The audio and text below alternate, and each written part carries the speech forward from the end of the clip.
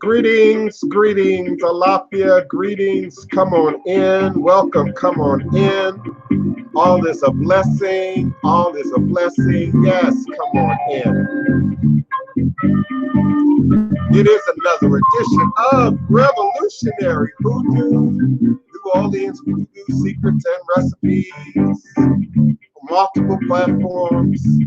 Come on in where you're at, come on in. Greetings, beloved. Come on in, Keisha Smith. Come on in. Come on in. Welcome for being real and true in this divine moment in time and space. Oh, it's a new day. It's a brand new day. Have you heard the news? Have you checked the weather? It's a brand new day. Come on in. Welcome. Welcome. Come on in. Alafia, Alafia, greetings.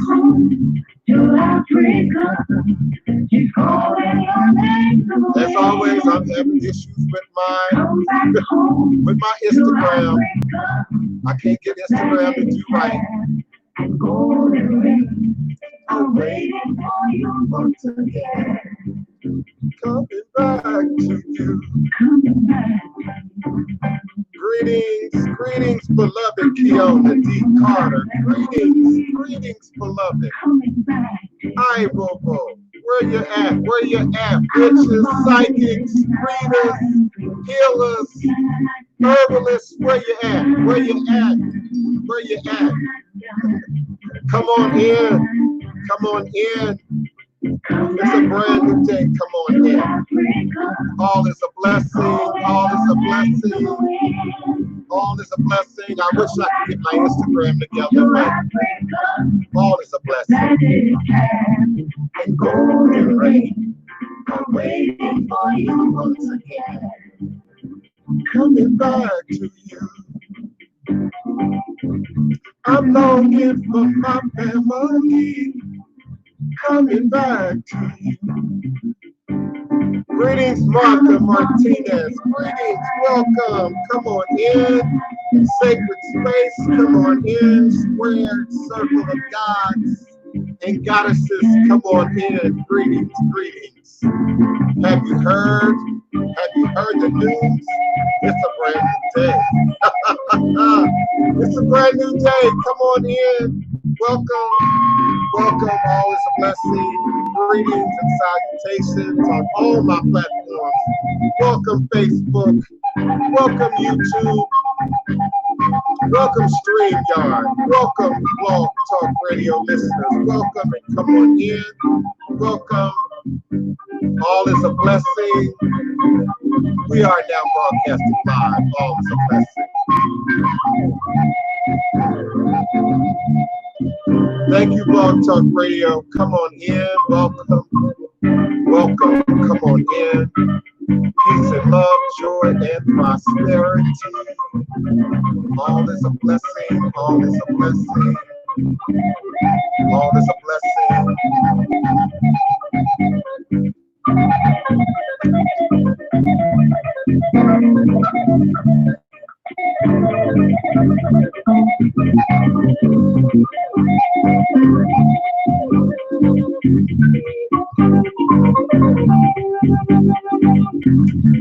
Come back home to Africa. Come back home. Come back home to Africa. Come back home. Da da da da da da da da da da.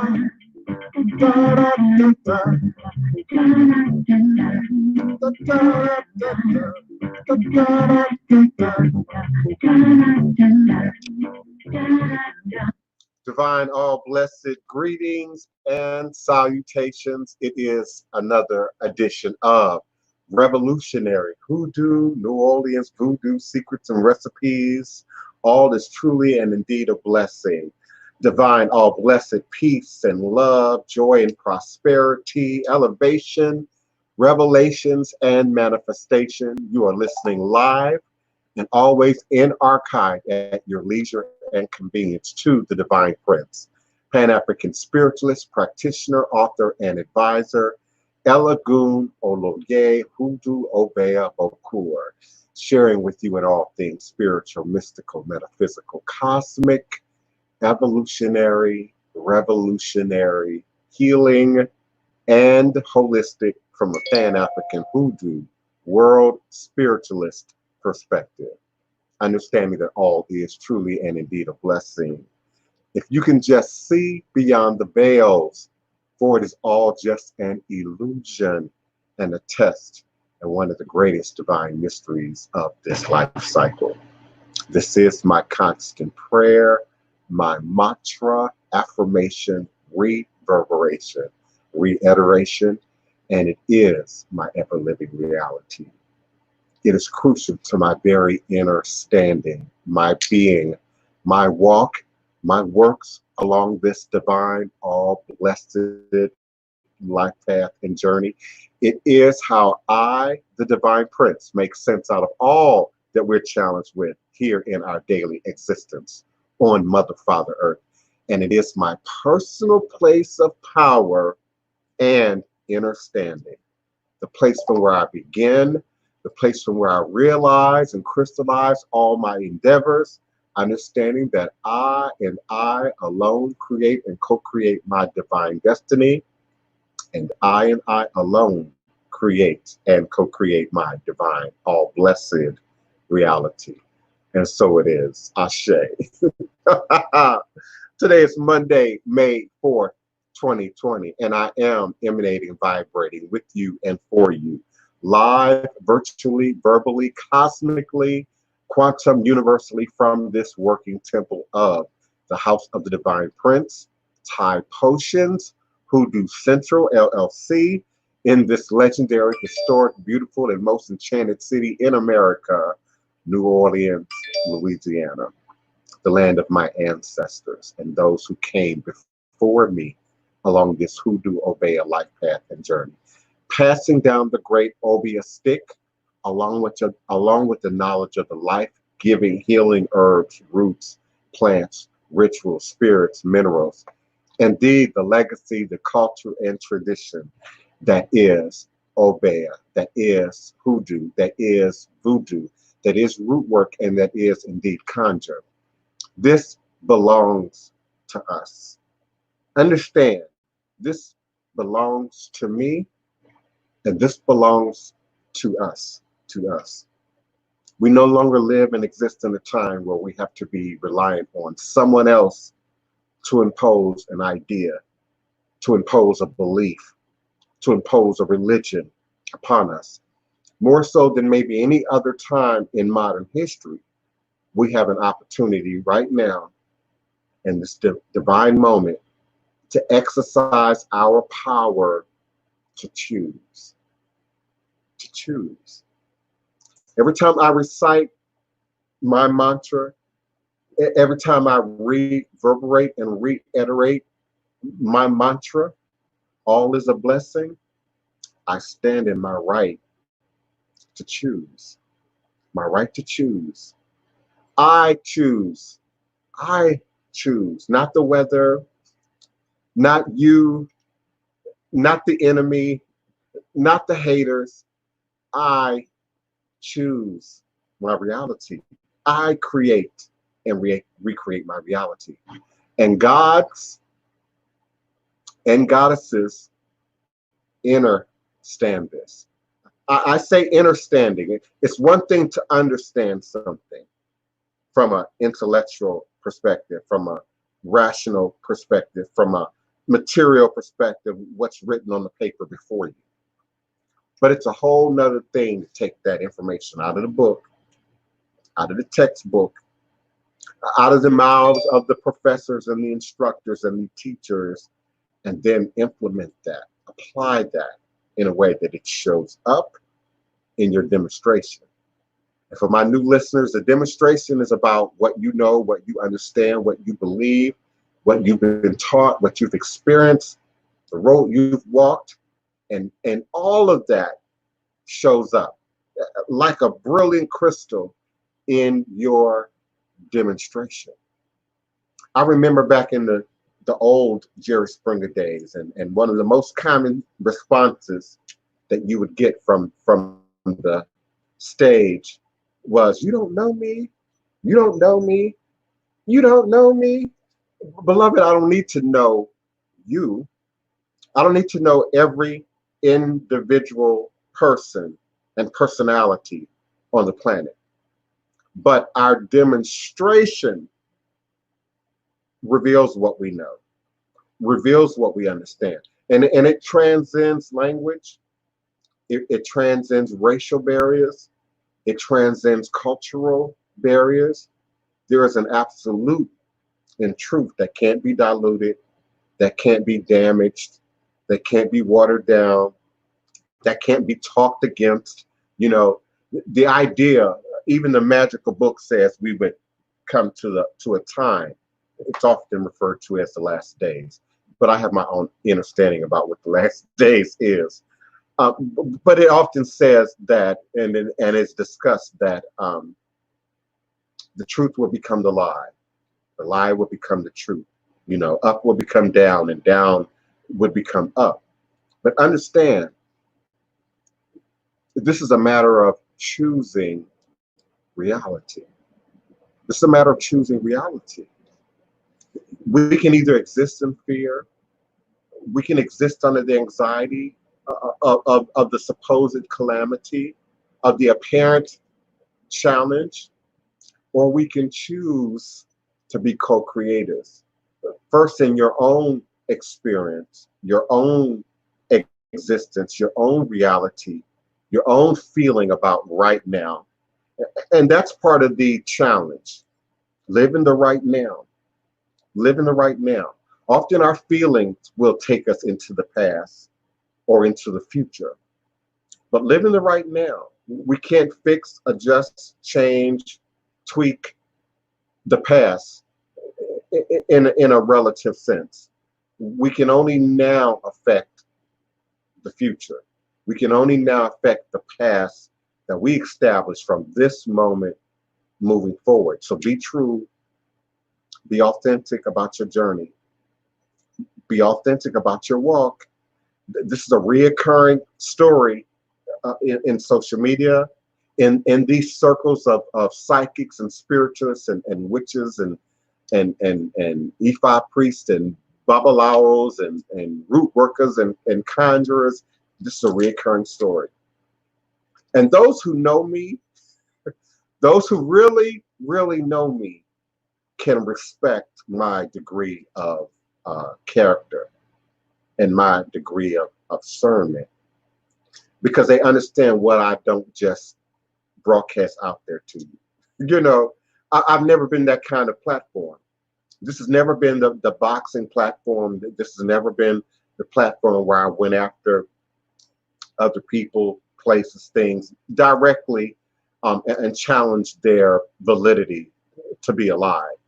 This has always been the platform of truth and providing a way for people to see and understand and take in the truth and then discern for yourself. Then go back out and make sense of the variety of performers and representatives. I'm being diplomatic right now for ATR that are present today. Listen for the meat. I say this all the time. When I go to the buffet, which is rare, even before Corona, me going to a buffet was rare. But if I'm at the buffet, I'm at the event, I'm at the party, and it's a whole lot to eat, from your produce salad in all the way down to your dessert table. It's a whole lot to eat. It's a whole lot to take in.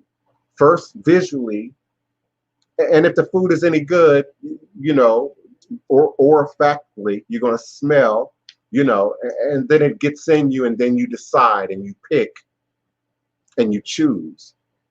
And we don't always choose what looks the best, perhaps.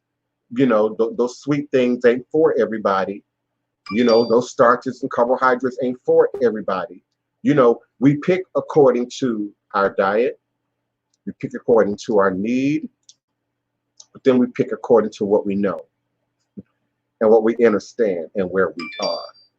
And so when we don't build relationship with each other, with these systems, with these practices, it's easy to take a detour. It's easy to fall off.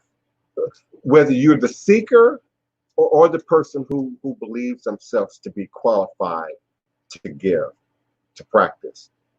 And in the world of energy, it's more than a notion. It's more than a notion. It's not something that I wish on anybody. I say this at least once a week. I don't wish ministry, because this is ministry, on anybody.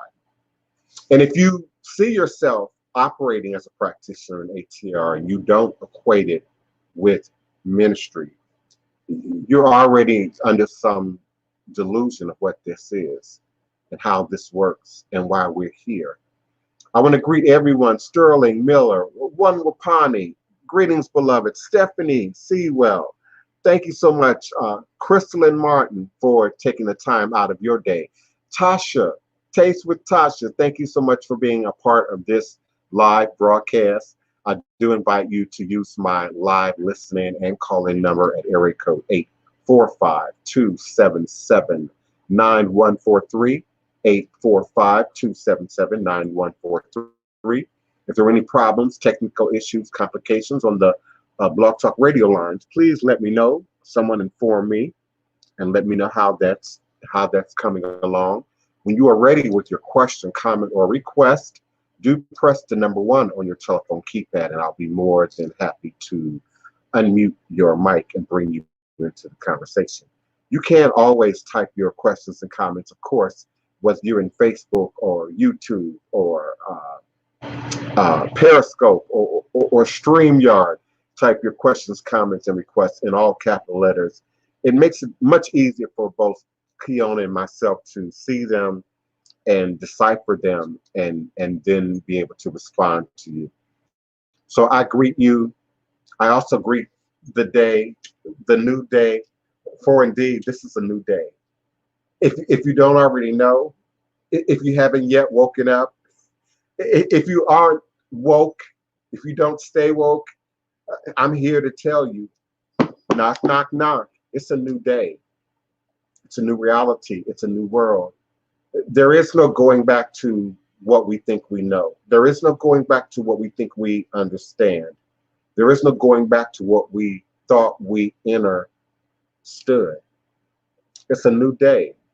And in that, it's a new day and a new opportunity to choose to be that which is in your best interest, to be that which is most healing, most beneficial, most empowering, most in line with your destiny, most in line with your future. Because the future comes, in the blink of an eye. It really does. Before we know it, we won't be on we won't be back where we were. We'll be on the new side of where we are now. And time will pass.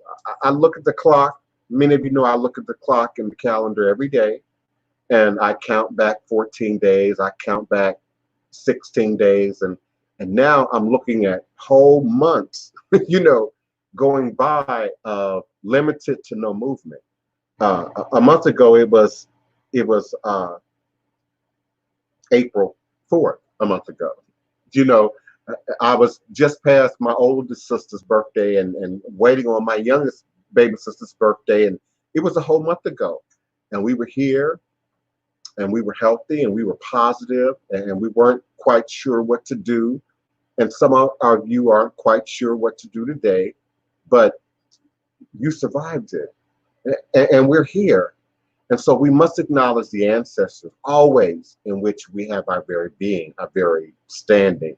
Our front line of defense in all things is indeed our ancestors. But we also give knowledge to the guardian of the crossroads. Some of you know and suggest he's the divine trickster. Eshu Alegwana Kosiwere. Awo onlo utumi iwo ada afambo osi. Obatala mi itani ebo onilio abaneshu. Eshu is the respected elder who flogs, confronts, uncovers fools. That one versed in mysteries uses truth to own you. He causes scatter to feed poverty. Obatala shakes rascals to have sacrifice. The owner of warnings is the one who is Eshu, Aboru, Aboye, Aboshishe. And so we know and understand Eshu, not to be some frightful trickster, not to be out to trip you up and cross up your roads. But as I say often, if not every day, the trick is ego. The trick is ego. Eshu is a respected elder who flogs, confronts, and uncovers fools. Fools. That one versed in mysteries. He's versed in the mysteries. He understands the mysteries before you even encounter the mystery. And he uses truth to own you. Truth.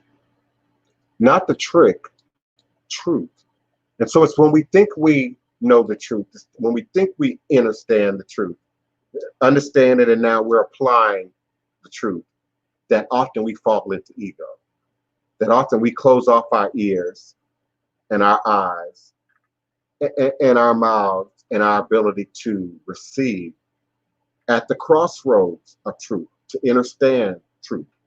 Truth has that relative aspect that's always in motion, that's always changing. Truth yesterday is not the truth today.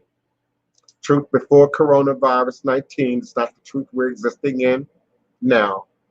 Truth is always in motion, but there is indeed an absolute truth that permeates all time and space. I often refer to that as divine laws that can't be overrode, that can't be moved around or burrowed through or traveled over or under. We indeed have to walk in and manifest in that truth. And it has everything to do with what we know. It has everything to do with what we believe we understand. I hear you, one Prani. I hear you, beloved. I do have other callers online, but no one has pressed the number one and raised their hand yet. But I hear you, girlfriend. And I'm sure I have many people who are with us now who have something to say, something to share. And I invite you to call in at area code 845-277-9143, 845-277-9143.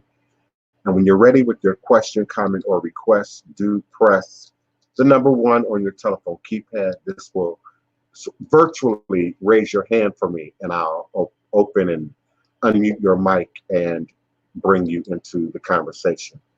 We also acknowledge Oshun, Ajay, Yemaya, Olokun, and I'm speaking Yoruba, as it relates to these mighty, mighty powers of the river and the ocean and the stream and the pools of water.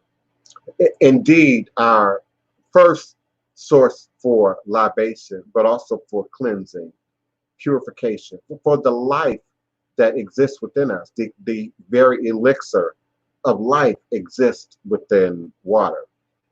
It is the philosopher's stone. It is the one crystal that we all must take, must build relationship with, to stay alive, to indeed have our very being. So we acknowledge those great powers in the ritual calendar of things, in the voodoo calendar of things. We do our work each and every day to acknowledge the powers that fuel us, protect us, defend us, stand up with us and for us. All is a blessing. Thank you, Kiona. My toll-free number is 845-277-9143. Please press that number one, and I will open your mic and bring you into the conversation. It is another day. It is a Monday. It is the first Monday in the beginning of the first full week in the month of May. Depending on where you are in the world, it's springtime, and we are moving quickly into the summer months. And for us here on the Gulf Coast, that will bring new challenges. Hurricane season begins on June 1st for us here and lasts until December 1st, or November 30th is the end of hurricane season. So the power of water is something that can't be overstated. The power of water to move through rock, to change what we view as immovable, as a solid, and some of the most solid materials on the planet can be moved, can be decimated, can be cremated, can be reduced to sand and gravel by the power and the might that is water. And Olokun in particular, like Eshu, holds the mysteries of not only water, but of consciousness. We also see Olokun in the etymology, the symbolic usage of Olokun as the deeper depths of consciousness, that which is what science says is in our subconscious, that is not necessarily a part of our waking reality, but fuels every moment, every minute of our waking reality. It is there in the shadows where your past often will exist, where your pain will often exist, where those things that we don't want to remember, don't want to think about, often don't want repeated along our journey will set up and hide in that subconscious zone. Our very programming and how we were raised and how we were culturated to enter the world rest in that zone. And we often refer to that as where we do our shadow work. Our shadow work, those things that we don't want to think about, those things that we don't want to talk about, those things that we don't want to address, but they still show up in our everyday lives. Now is a great time to address the shadow work, and many of you are doing just that. People are doing their ancestral work right now and attending to their eguns and their ancestral shrines. People are indeed looking into their background and their lineage, but more importantly, people are looking into themselves and addressing who they are in a very new and real way today. When faced with choices, how do you select the higher vibrations versus your subconscious rhetoric choices and subconscious decisions? Thank you so much, Wapani, for that question. And I pray now that I get deep that this isn't the time where FedEx, UPS, the U.S. Postal Service want to start showing up at my door. But this is a great question because this is literally the work that we do every day, really. You're either well-adjusted, healthy. It doesn't matter if you had a great background, a great upbringing or not. Once you reach, let's say, the master number of 33, and I'll come back and address people that might be younger than that. But once you reach that master number of 3, it is said and it is believed that all that you are, all that you know, sort of congeals at 33, at this master number of 33. And so much of who you are is now manifest in your demonstration, whether you're conscious of it or not, whether you think about it every day or not. And I remember, I haven't heard this much lately, but I remember in my, 20s, early 30s, people often suggesting, for us with the tragic backgrounds, with the pain in our past, with the molestation or the rape or the violent abuse or the violent attack or the death, and murder that might exist in your background.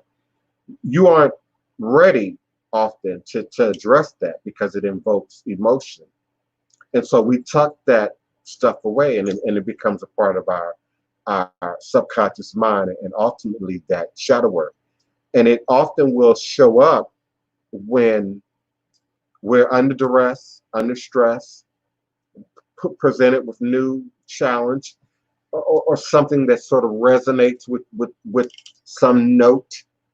When you look at a sheet of music, one particular note from that time space, And so we then are given that choice again to either confront or to tuck and hide or to push that thing to the back again. And I say a lot, I say often, I try to say it every day. Um, Bob Marley said it best. You run away, you only live to fight that battle, that spirit, that gem, that energy again. And indeed, when it escapes the realm of just energy and emotion to becoming now a jinn, a demon, a monkey on your back, you indeed have to challenge that monkey. You indeed have to confront that thing. And the best way, the safest way is, of course, in your prayer time. It's in your meditation time. It's in your spirit work time. I'm not saying in the middle of your service. I'm not saying in the middle of ritual. I'm not saying in the middle of while your imam is speaking, your pastor is speaking, and the choir is singing. I'm talking about when you're in your private space, in the safety of your space, and you can truly then confront moment to moment those demons, those shadows that then show up.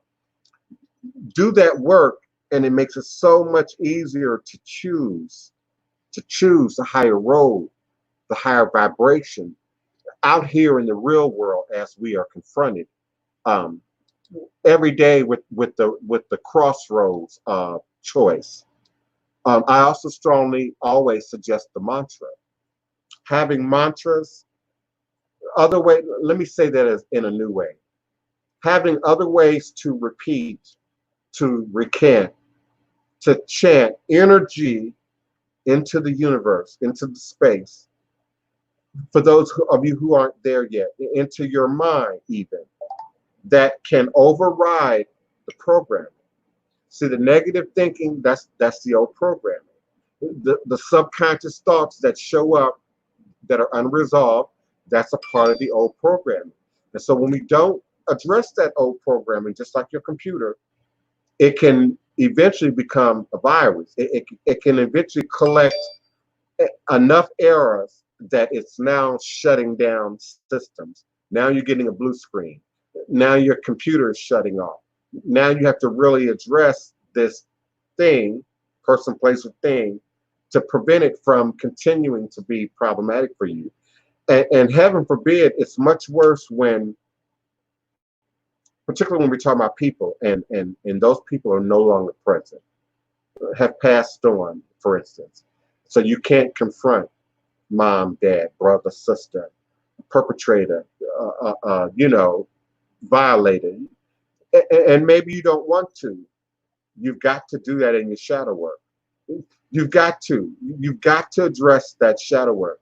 And I know the scary depths of shadow work. I did my own, particularly in my 20s and in my early 30s. I got tired and sick and tired of being tired and sick and tired. I got tired of being in distress. I got tired of screaming out, reaching out, waving the red flag to no response, or to getting the response, baby, I don't know how to help you. Baby, I don't know what to say. I don't know how to respond to that. Um, and it was in that I discovered the gravity of the journey that called individuals, people who are called to spirit work, carry on them. Because it's not a joyful choice. It's not something you want to do for celebrity, fame, or fortune. If you're truly operating in spirit, it's something you do often for first self-repair, self-renewal, a fix for our own personal stuff. And then we find out that we're not alone in that. Then we find out that others are operating in that. Then we find out that others benefit from that.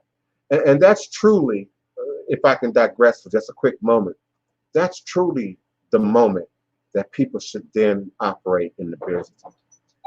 They're at my door in the business and the spirit of ministry. Not before.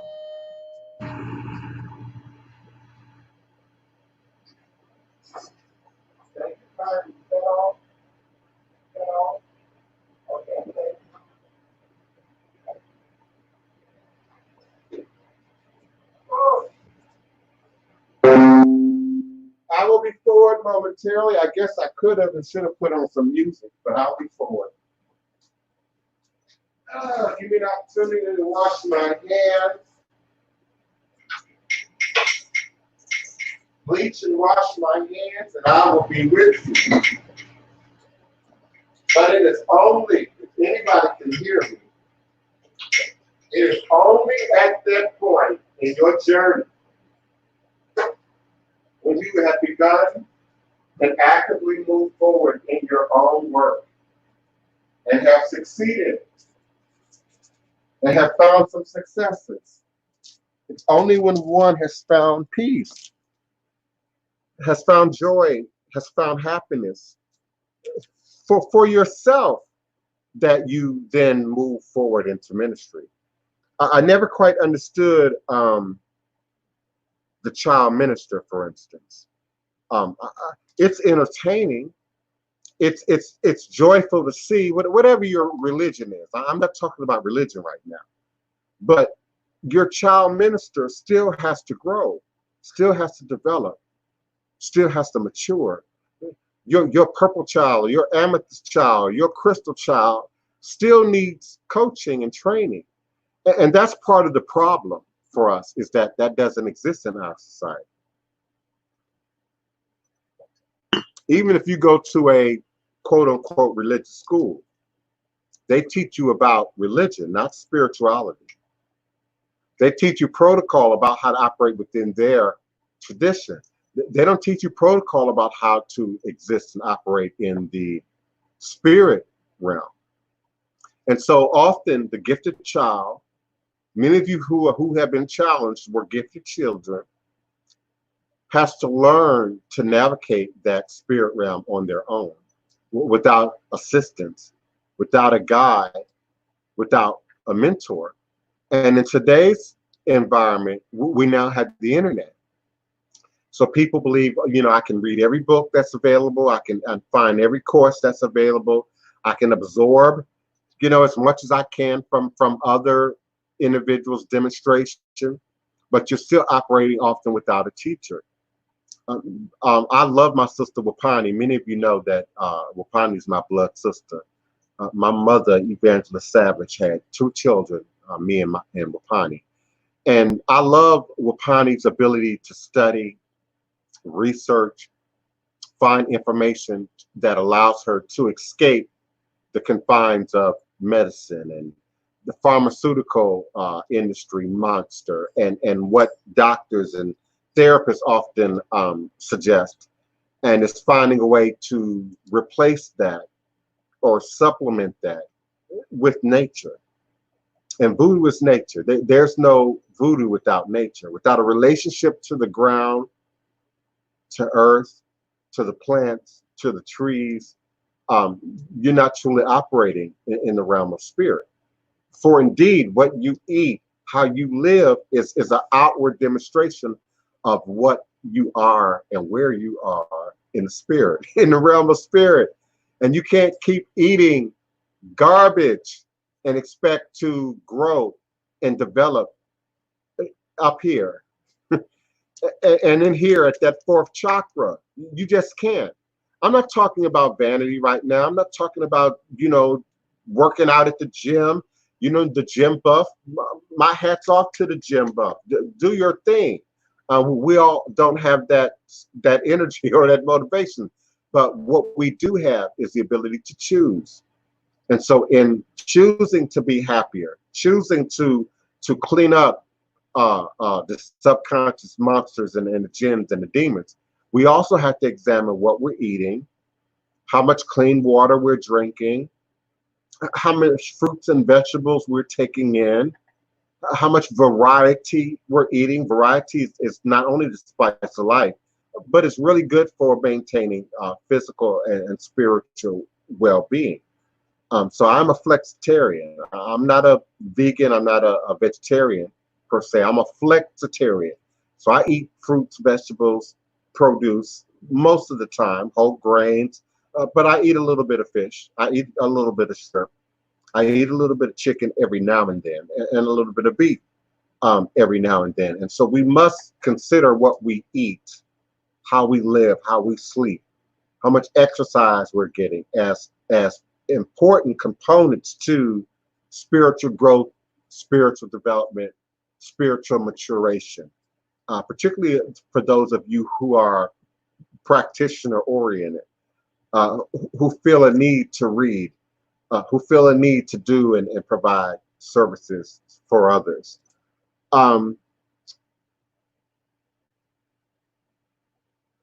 Wamapani is stating, you were already stating about the subconscious while she was typing. Oh, okay, I see you. Yes, indeed.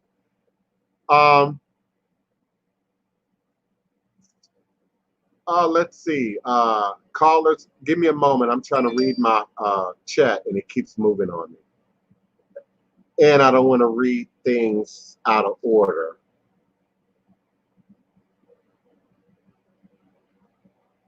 Yes, indeed. I see you, Apani. Thank you so much for your comments and your love and your participation.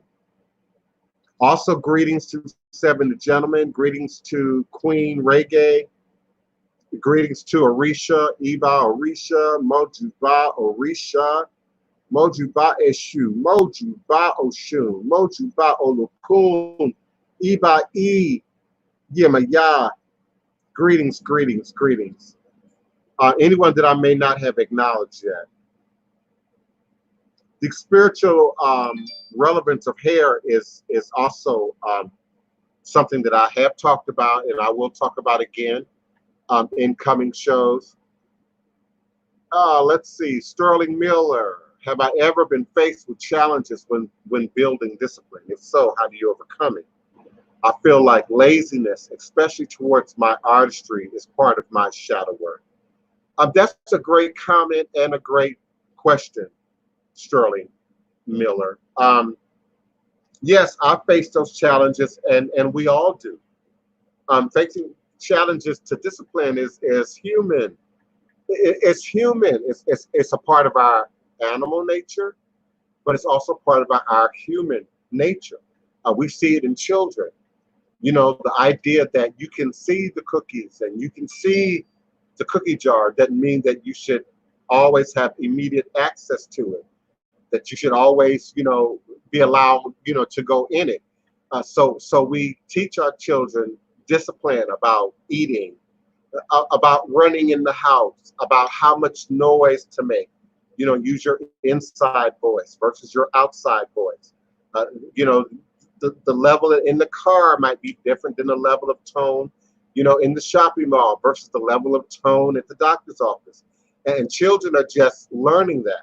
This is all new experiences for a child and for a new spiritual person. So the idea of being challenged with discipline is human. It doesn't make you weak. It doesn't make you frail.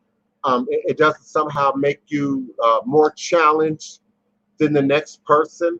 And that's easy to think. It's easy to get in that mindset, especially in our culture where everything is made to seem perfect.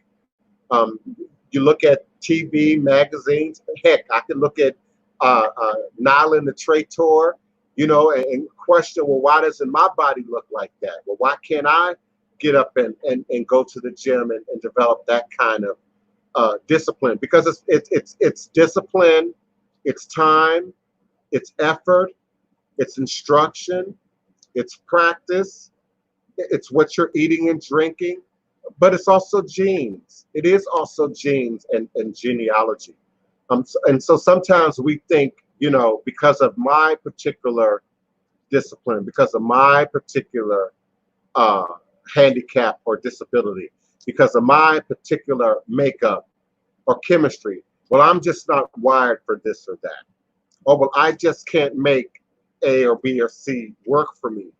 And so we all have to find our individual place in that.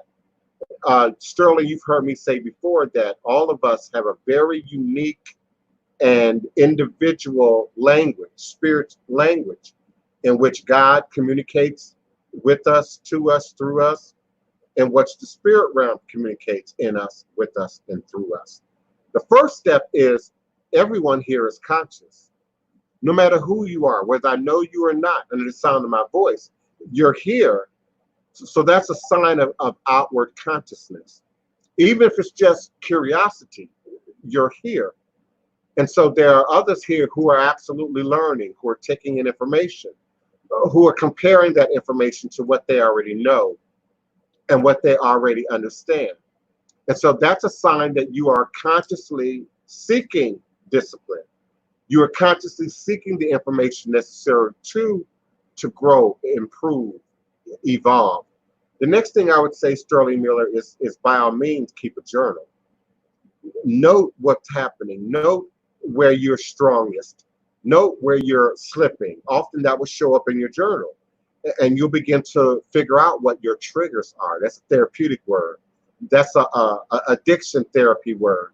What are the triggers that make you eat, that make you drink, that make you want to abuse drugs or alcohol, that make you feel lonely, and so therefore you are much more open to who you should not be open to? What are your triggers? What are your triggers that cause you to quit when you should press forward, when you should put your foot on the gas?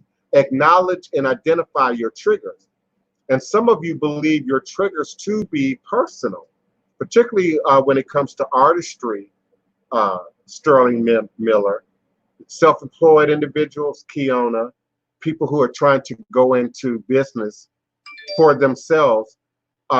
Sometimes that trigger is a trick. You think it's about you, but it's really a part of the process. The loads of emails that you now get, you think that's personal. You think that you just have a problem with going through all your email regularly and every day, but that's something that every business, every entrepreneur, every brand has to deal with. Is I get over 500 emails a day.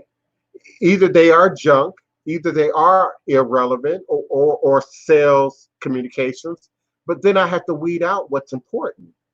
I have to weed out who my client requests are. I have to weed out my legitimate business requests. So your resistance, for instance, as an example, to office work, might be personal, might be specific to you, but that as a necessary trigger, for instance, to now creating these other words, symbolisms. You use the word lazy. Stop using that. I used to say that. Oh my goodness, I'm so lazy, until Wapani started reverberating back to me what my real truth and demonstration was. Until my mother and my friends started saying, lazy, but you do a 3-hour broadcast every day. And then you do 5 hours of consultation every day. And then you do 3 hours of office work every day. I mean, when do you eat? When do you sleep? And so I had to stop saying lazy. Lazy is not true in my particular scenario. And lazy might not be true for you, Sterling Miller, if indeed you are doing other things to move things forward. So change how you use words. Change your language. Change your language. And find other options. Find other options. So when I'm not in the mood to crochet anymore, I have a little can here next to me where I've crocheted, I don't know, 10, maybe 11 crystal gemstone bags, of various sizes and shapes. But when it gets to doing the neck portion of the bags, that's grueling for me, and that's where I slow down a little bit. I don't say lazy. I don't say distracted. I put that to the side, and then I pick up the next chore that might be equally important, like eating, like getting up and cleaning up the space, like moving on now to maybe my email or writing my show for the next day. So write down what you're doing, what you're feeling, what you're thinking, Sterling. That way you can see the triggers and identify what is a legitimate trigger or what might otherwise be something that needs to be addressed in terms of how you organize your time, how you organize your space, how you organize your energy. and what you're being exposed to during and moving into your artistry and into your work. Thank you for that. Greetings, Eagle Turtle Star. Thank you so much for being present in your energy. I really love your name. Thank you for being a part. Keona Medlock, thank you for being a part of the show and contributing. I greet you and I appreciate you. Part of your question, Keona Medlock, is not here. So I'm not exactly sure what you're asking. So I need you to come back and fill me in or complete that. Yes, Wapani, you know, there are conspiracy theories out there that the pharmaceutical industry is out to get us. And so therefore that would make doctors and practitioners and nurses somehow culpable or part of that system and or machine. And that's why it's a quote unquote conspiracy theory. Rationally, it would suggest that everybody in the army, if you will, would have some knowledge of what's going on. And that's why I use the army as an example. We know that every member of the army does not necessarily know exactly what's going on. You know your job. You know what you're trained to do. You know your position as a tool or piece in the machinery. And so you may not know the underlying major motivations behind why something is done. Then there's the other level where doctors are just sort of focused in on doing their thing. And like us, they aren't always the healthiest. They aren't always vegan, vegetarian, flexitarian. They aren't always green oriented. And so they aren't always as knowledgeable and aware of herbs, plants, roots, as we think and assume that they should be. So yes, getting, you know, the odd look, the side look, you know, from your doctors, your physicians, when you are taking supplements, it's not uncommon. And anyone under the sound of my voice who's doing so, you know, you got diabetes, heart problems, high blood pressure, absolutely let them know that you're taking supplements. Don't hide that. It's still your right to choose your medical care. They can tell you not to, but it's important that they know what you're taking, that is documented, that the comparisons can be made, so that there isn't any adverse or negative reactions or interactions with your herbs and any prescribed medications you might be taking.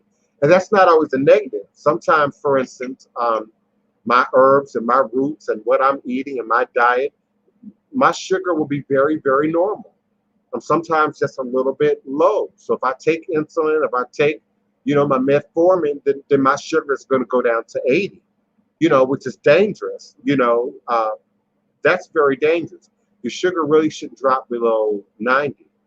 So yes, you should let your doctors, your medical practitioners know that you're taking herbs, what type of herbs you're taking, anything that you might be ingesting or taking that could in any way alter the medications and the effects of the medications and prescription that you might take. It also creates a footprint. If you're not already journaling, Wapani, and others listening what you're taking, now it's a part of your medical file. So now even the medical industry can't dispute you on your usage of cumin, for instance, or turmeric to address certain inflammatory conditions. It's now in your journal, but also now part of the medical book of journal. And so it can't continue to be denied or overlooked at.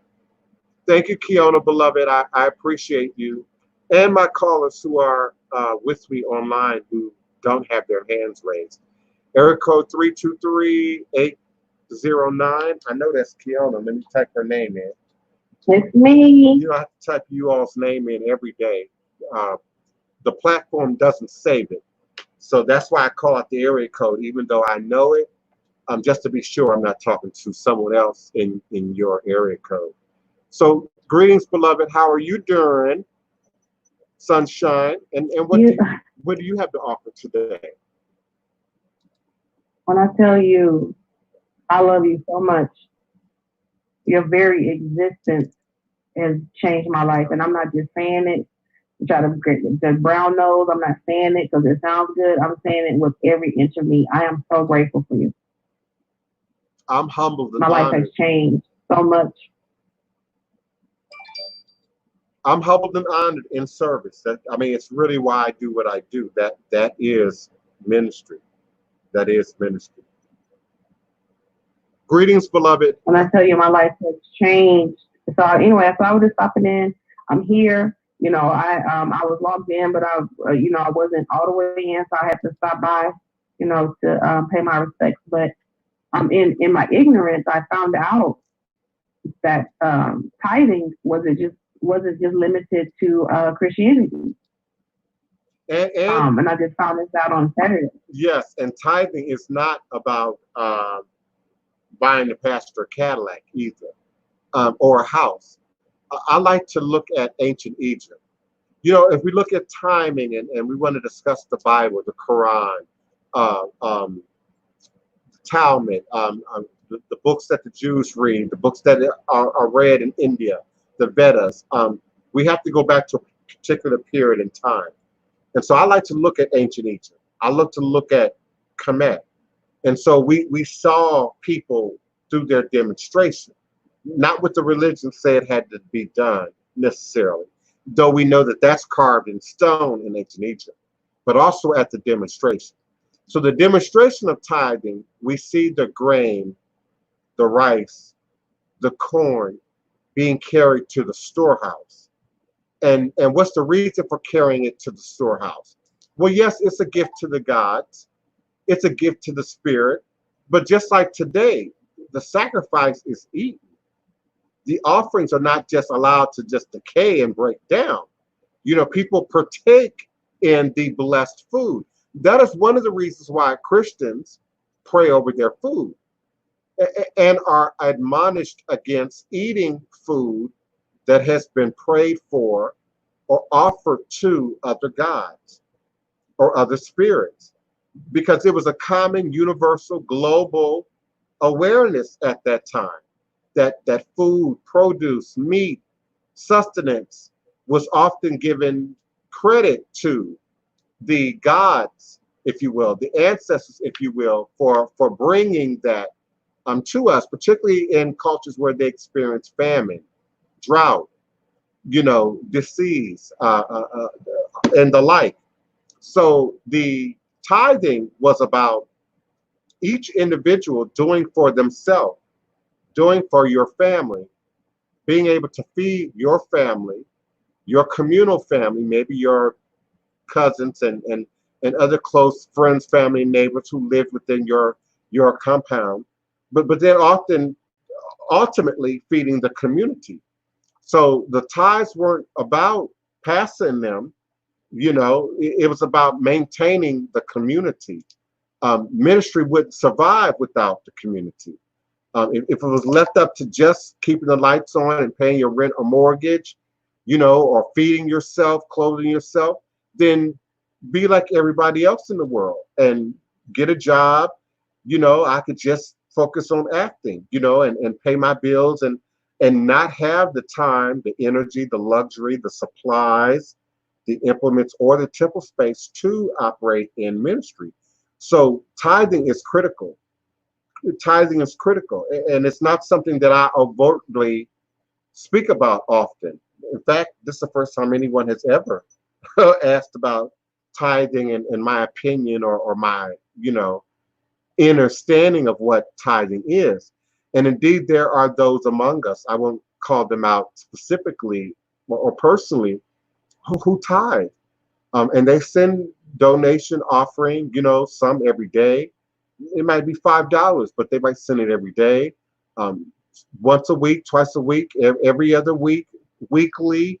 It depends on which person I pull out of the group, and their ability to recognize spirit and the move of spirit in their lives, and how, as Kiona just shared, that is projected from not just me, but from this space and from this platform that I've been gifted with by the ancestors and by the creators to spread this message of revival and renewal and revolution through ATR, traditional African-based religious systems, and particularly for us and by us. Forgive me, Fubu, I'm not stealing your branding, but particularly for us and by us. There's no excuse now that we must continue to adhere to world-dominating traditions and religions, particularly when they don't make any sense to us today in a modern context.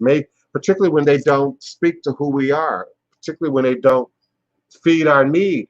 And so if people are paying the 10% to 15% into these houses, into these storehouses, but they can't help you with your rent, they can't help you with your water bill, they can't help you with your lights, they don't even have a food closet.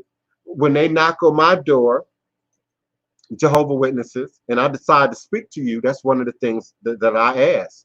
Do you have a clothing closet? Where's your food pantry? Because I already know the answer. You don't have one. You have that lovely temple around the corner. You had that Kingdom Hall building. And so where are the other revenues going?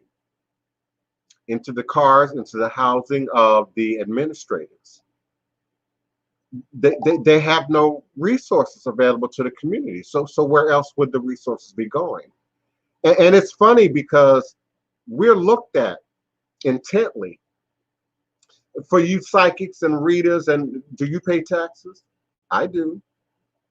Does the state, does the government, do they know how you're handling your business? I do. And I'm a qualified ministry, and I still pay taxes as a qualified individual. I choose to. I don't need the government to protect for me, to hide from me. You know, I also don't need anyone controlling what I do or how I do it. So we fund what we do. The community funds what we do. I fund what we do. Voodoo funds Voodoo. We don't need your extra help. We invite you to get in touch with who you are, you know, and to enter the community that way.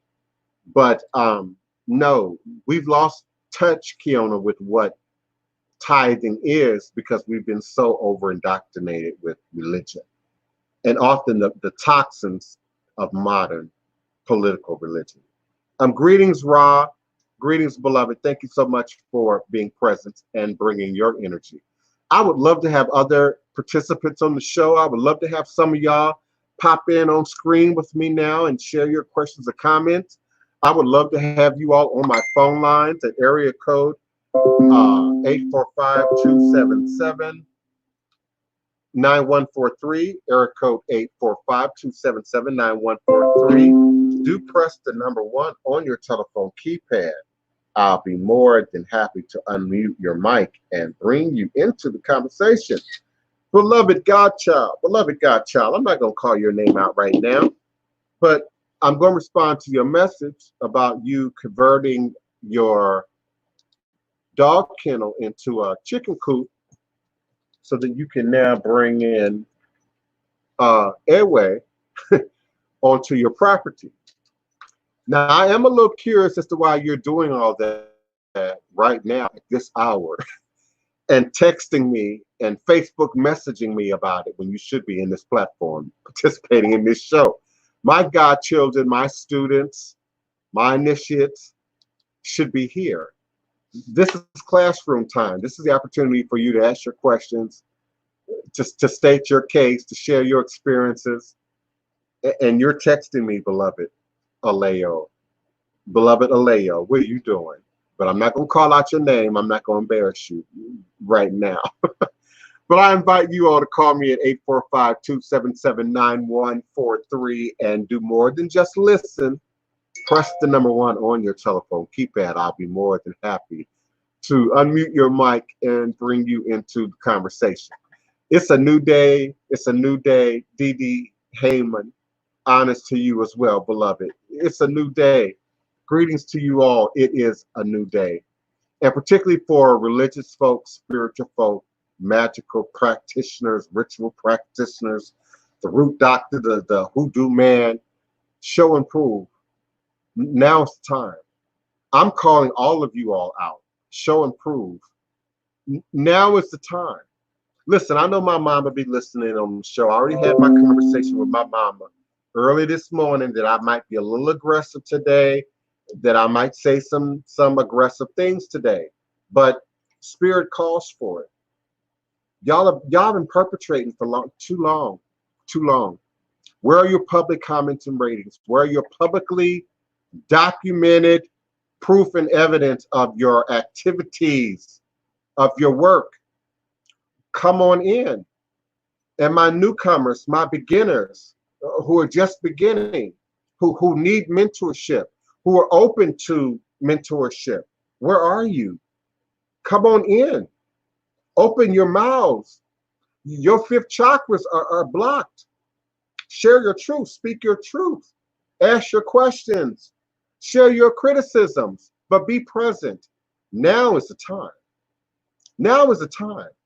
The depression numbers, the suicide numbers, the domestic violence numbers are through the roof right now. Anxiety in our society is through the roof right now. And many are hiding behind politics. So we're willing to get on social media and debate politics. Many are hiding behind social media. So we're willing to get on social media and talk about, pop culture and the foolishness of the moment, of the day. But we're not addressing these real issues. We're not addressing how to grow, how to heal, how to advance, how to do that shadow work that so many in this room are doing right now and are talking about right now and are sharing with us right now. Now is the time. Now is the season. God has us all on a timeout. And for what reason? To re-examine who you are, to re-examine what you're doing, to re-examine where you're going, to re-examine how you're operating with your loved ones and your spouse and your roommates and your children and the people that you are sharing that house with, that you're sharing that apartment with, that you're sharing that space with. Now is the time. And those who are willing to do the work, those who are willing to reevaluate, as my sister Wapani has on the screen right now, are going to see growth, are going to see wellness, are going to see prosperity moving forward in a short matter of time. Our timing now, many of you know I wasn't stressed about timing. I actually stopped doing readings for a minute because I wasn't sure how to apply accurate and correct timing that I could guarantee with the conditions of the coronavirus. So we're looking at 30 days, 90 days, 30 days, 60 days, 90 days that has now rolled over into 3 months, 6 months, 9 months for people seeing fruitfulness of the works, the efforts that are being put into place right now. And that includes the virus. We already know it'll be at least a year before they can come up with any viable, what do you call it, inoculation or solution, medical solution to this. So 3 months, 6 months, 9 months, it's not unrealistic. It's not a stretch. And what you do right now, whether it's operating in your garden, planting your seeds, literally and figuratively, building your business, planting your seeds, literally and figuratively, I guarantee you see fruitfulness in 30 to 3 months, 30 to 90 days. So in 3 months, you see fruitfulness, you see benefit, you see the payoff for that. Now is the time, as my sister stated, for our body, our mind, our spirit, even spatial evolution. Asia is already redesigning airplanes and redesigning the insides of trains and redesigning how they operate in public. people are already trying to figure out how to continue with the NBA and how to continue with some of these great pop cultural events that typically are done in large arenas, and how to create a new space to do that in. And so D.D. Heyman said that the toxicity that we have gotten accustomed to living in is now being shaken up, shaken around, put in a context where you can see it clearly, particularly if the toxicity is in your marriage, in your relationship, in your home, between you and your roommates, or you and your housemates, or you and your family members. That toxicity is much more visible to us right now. It's much more audible to us right now. You're real sensitive to what you're hearing repeatedly. You're real sensitive to what you're seeing repeatedly. Greetings, evangelists. Welcome to the show. Yeah, most of my participants, Mom, seem to be young people, younger than 40. I'm not hearing as much from my older listeners. I am communicating with them off air and in social media and on Facebook. I really like your icon too, by the way, Mom. What you're using for your Facebook profile page. I really like that picture. Where'd you get that? But older people that I'm in communication with are doing what you and I are doing, and they are keeping up with the news, keeping up with the information. If they're religious, they're more religious now than ever before. If they're spiritual, they're more spiritual now than ever before. Many of the older people I think, are a little bit more. I want to be careful about how I word this. They believe. I'm not saying that they follow. I'm saying that they believe. And so we do research, we do study, we listen to more than one news outlet. And so we believe the realities of the virus. So people 50 and over have responded for the most part, protecting themselves, wearing masks. My best friend's 70 years old, she's wearing a mask. Still bopping around town, but she's wearing a mask, she's isolating, she's changed her behavior. I live in historic Treme. I live right around the corner from Charbonnet Funeral Home. They've got drive-through funerals, Mom. It's a big plain glass, what do you call it, plate glass window. And people drive by in their cars and can see, the body in the casket. All dressed up, and the flowers are still present, but no more than 10 people are allowed to gather. So I'm seeing people 50 and over, for the most part, taking this very seriously here. And when I see the protests on TV, I am not seeing 50-year-old people of color or older being active in those protests, at least enough to be caught, live on camera, so that then shows up on TV or in our media platforms. So I know older people are taking care of business. I know older people are adhering to the CDC and the information that's available. They're just not speaking out, and I invite that. Now, where they are speaking out is in Twitter and some of the more mature formats. Facebook isn't quite the most mature format. So even though you and I both know older people who are in Facebook, they're not always sharing their opinions like myself and Tony Val, or maybe even Rupani might. They're not sharing their opinions. And I invite this audience to share your opinions, to speak out a little bit more, to say what's on your mind a little bit more, because younger people need that guidance, and in many cases want that guidance. They want to know our opinions, but may not always know how to ask. Mom Dee Heyman is 41. She's been one of my most prolific participants in the chat today.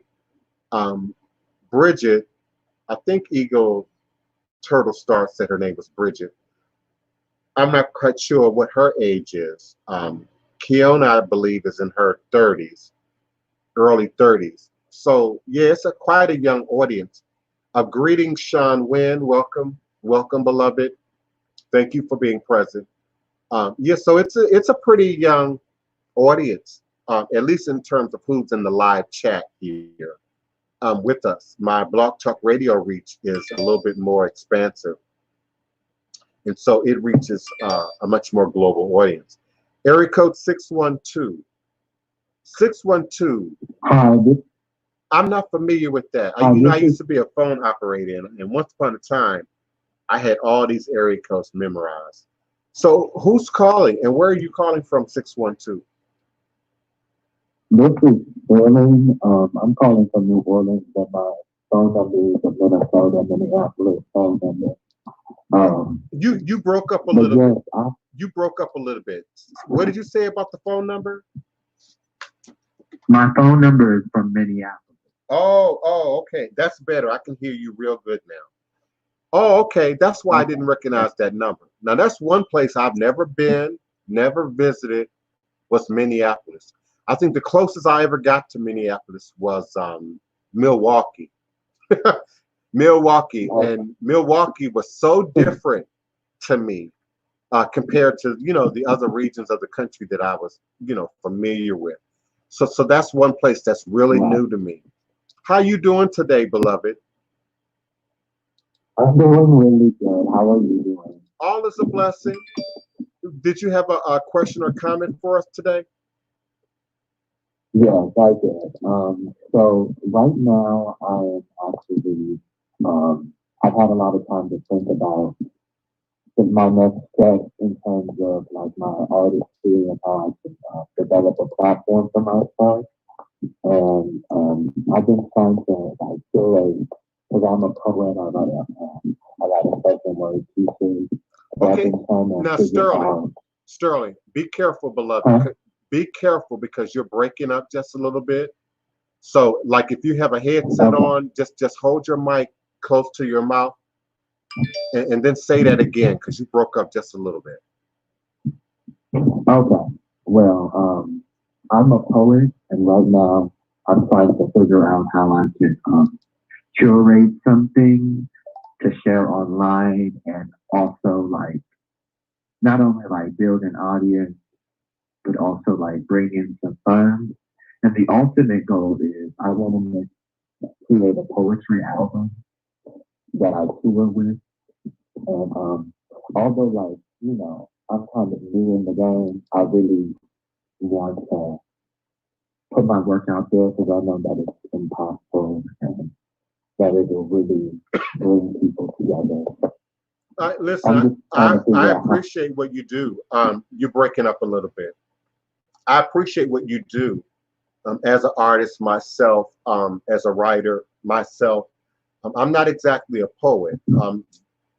I play around with the notion, but I'm not arrogant enough to say that I'm a poet.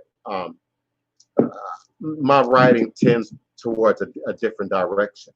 But man, there's so many opportunities and there's so much room for someone like yourself with that desire, that ability, and those skills. How old are you, Sterling? I'm 21. Oh, okay. Yeah, then you're really young. For someone my age, you're extremely young. At 21, you're just meeting legal drinking age at 21. So in terms of the technology, in terms of the platforms that are now available, and also the fact that you are 21, you have a different mindset than I do. You have a different viewpoint than I do, and a different way of sort of seeing and examining the world than I do. And that's to your benefit. I would say, as we say here in the South, a closed mouth does not get fed. So if people don't know you're a poet, you participate in this show almost every day. I never knew you were a poet until right now. Had no idea. Had no idea what you did. Had no idea how old you were. Have no idea what you look like. I have no idea what your work looks like or represents. Now listen to what I just said. Think about what I just said from the perspective of you trying to expand your artistry. We don't know you. I'm not being shady. We don't know you. So you need to do more in terms of making sure that you are visible on your platform, wherever you are. Now I know it's a little different here in YouTube. Some people don't even have a YouTube image up. Many of the people in this chat do. I can see one with Pani. I can see Martha Martinez, Dee Heyman, and others. But many of you don't even have a image up. But you're promoting something. You're trying to sell something. You're trying to get a word out about something. That's problematic. So make sure that you don't just have a social media platform, but it's filled out, that you got a picture, that your profile information is complete. That doesn't mean you have to reveal your location. That doesn't mean you have to give away your secrets, but fill out your profile information. I'm quick to swipe left or dismiss profiles that don't have enough information. I'm quick to ignore emails that are generic. You send me an email with just a link, with no writing, no text, I'm gonna delete it. I'm gonna assume it's spam or it's a trap, and I'm gonna delete it. So Sterling, make sure show your face somewhere so that we can connect you to your product, and then show your product in the body of your social media accounts, wherever that is: Twitter, Facebook, Instagram, YouTube, LinkedIn. At least those are the top 5 that are most popular. I know there's so many more out there. StreamYard, Periscope. I know there's so many more out there. But make sure that you're visible, and then make sure that people hear you, whether that's in writing or whether that's verbally. Many of you think we can look at your craft, your creation, your project, and make sense of what your message is. And sometimes you have to explain what your message is. Sometimes you have to say what your point and or your purpose is. And it's why I do it so often on this show. That's why some of our audience seems to come and go. Seems to be very temporary, because their motivation, their reason for being here may not necessarily line up with why I'm here, what my mission is. They may be here to become quickie, overnight psychic readers and witches. And that's not why I'm here. I'm here to teach authentic spirit practice, whatever your tradition is, whatever your mode of demonstration is. And so I consider art, music, acting another level of ministry, because you're sharing something, you're teaching something, you're speaking in a language that's universal, that permeates just what we know, but then affects how we feel about something. It affects us on the inside. Also, Sterling, get much more serious about the business of art. The business of art. Make sure you're valuing your work appropriately. Make sure you're requesting for the appropriate offering for your work. That's also important. Many of us are doing great things and have not even found out a way to feed ourselves, to sustain, what we're doing. In a better time, artists had mentors and sponsors whose only interest was to make sure your light stayed on and that you had what you needed in order to continue to create your work. That still exists today, but now it's in a modern context. And it's not just GoFundMe either. There are other avenues beyond just GoFundMe. I'm not particularly a fan of GoFundMe, by the way.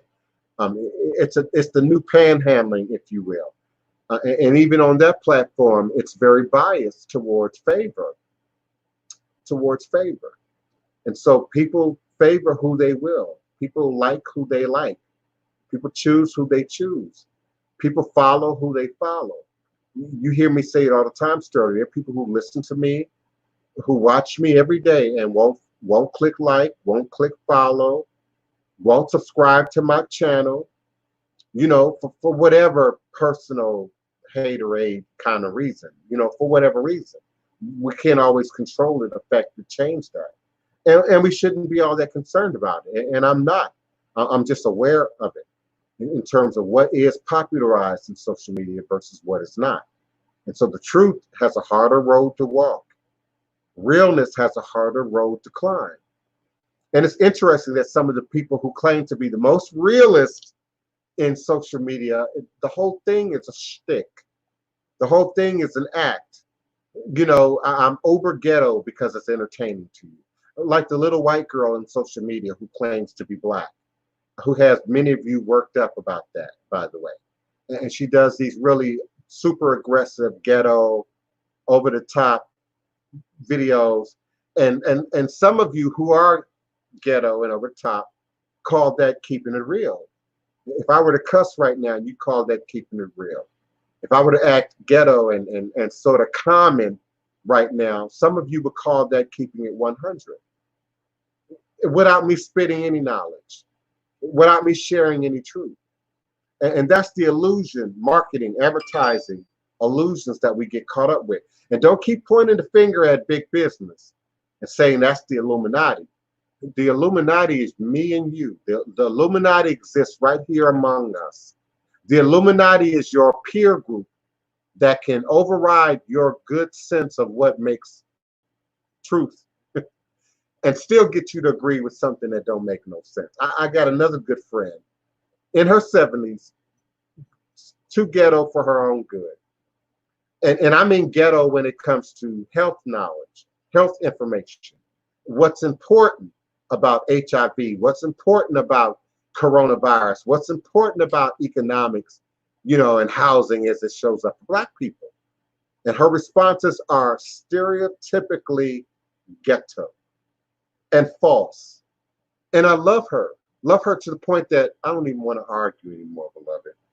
I done already told you that that's not how HIV is transmitted. I've already told you that that's not how corona, but still she will believe the loud, cussing, ghetto voice in YouTube before she'll hear my soft, still truth.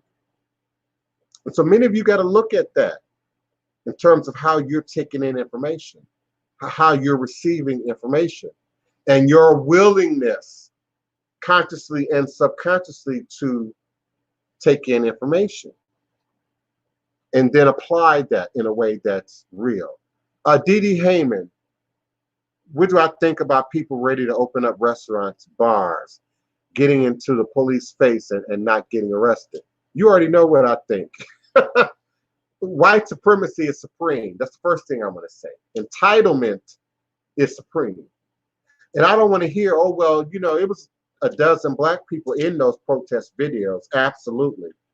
But these protest videos have already been proven to be funded by Republicans, conservative groups, well-funded groups and committees that then draw upon physical bodies from the grassroots community, just like the Hollywood South will call on background actors, for the lower fee to come in and fill it in and give it some authenticity.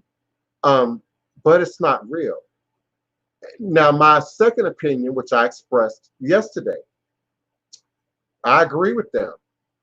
Your freedoms, your right. They got a right to go out there and get the corona if they want to. They got a right to take it home to their family if they want to. But they don't have a right to bring it back to me or my mama or my people. They don't have the right.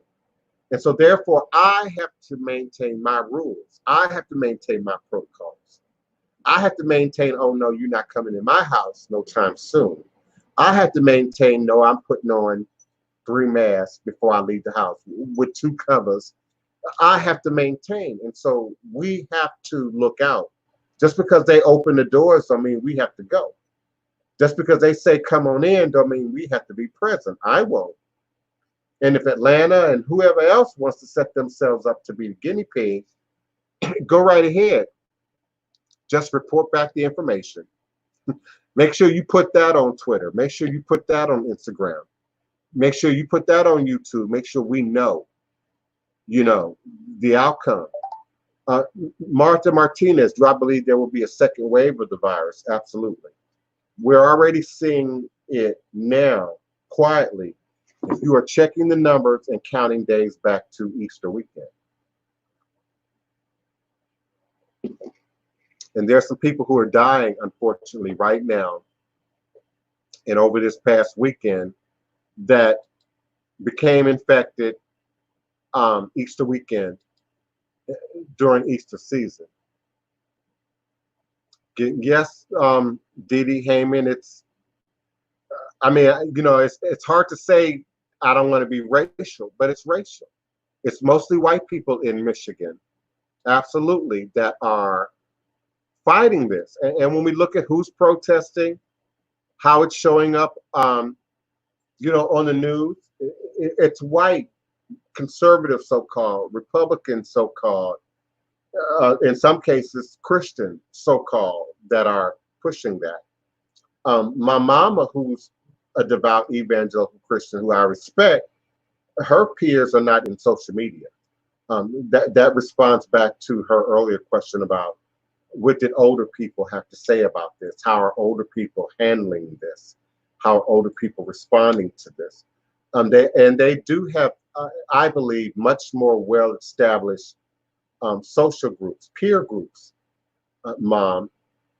By the time you get to my age, you've got friends, family that you've known 30 years, 40 years, 50 years, you know, even 10 or 20 years, with a much more established relationship.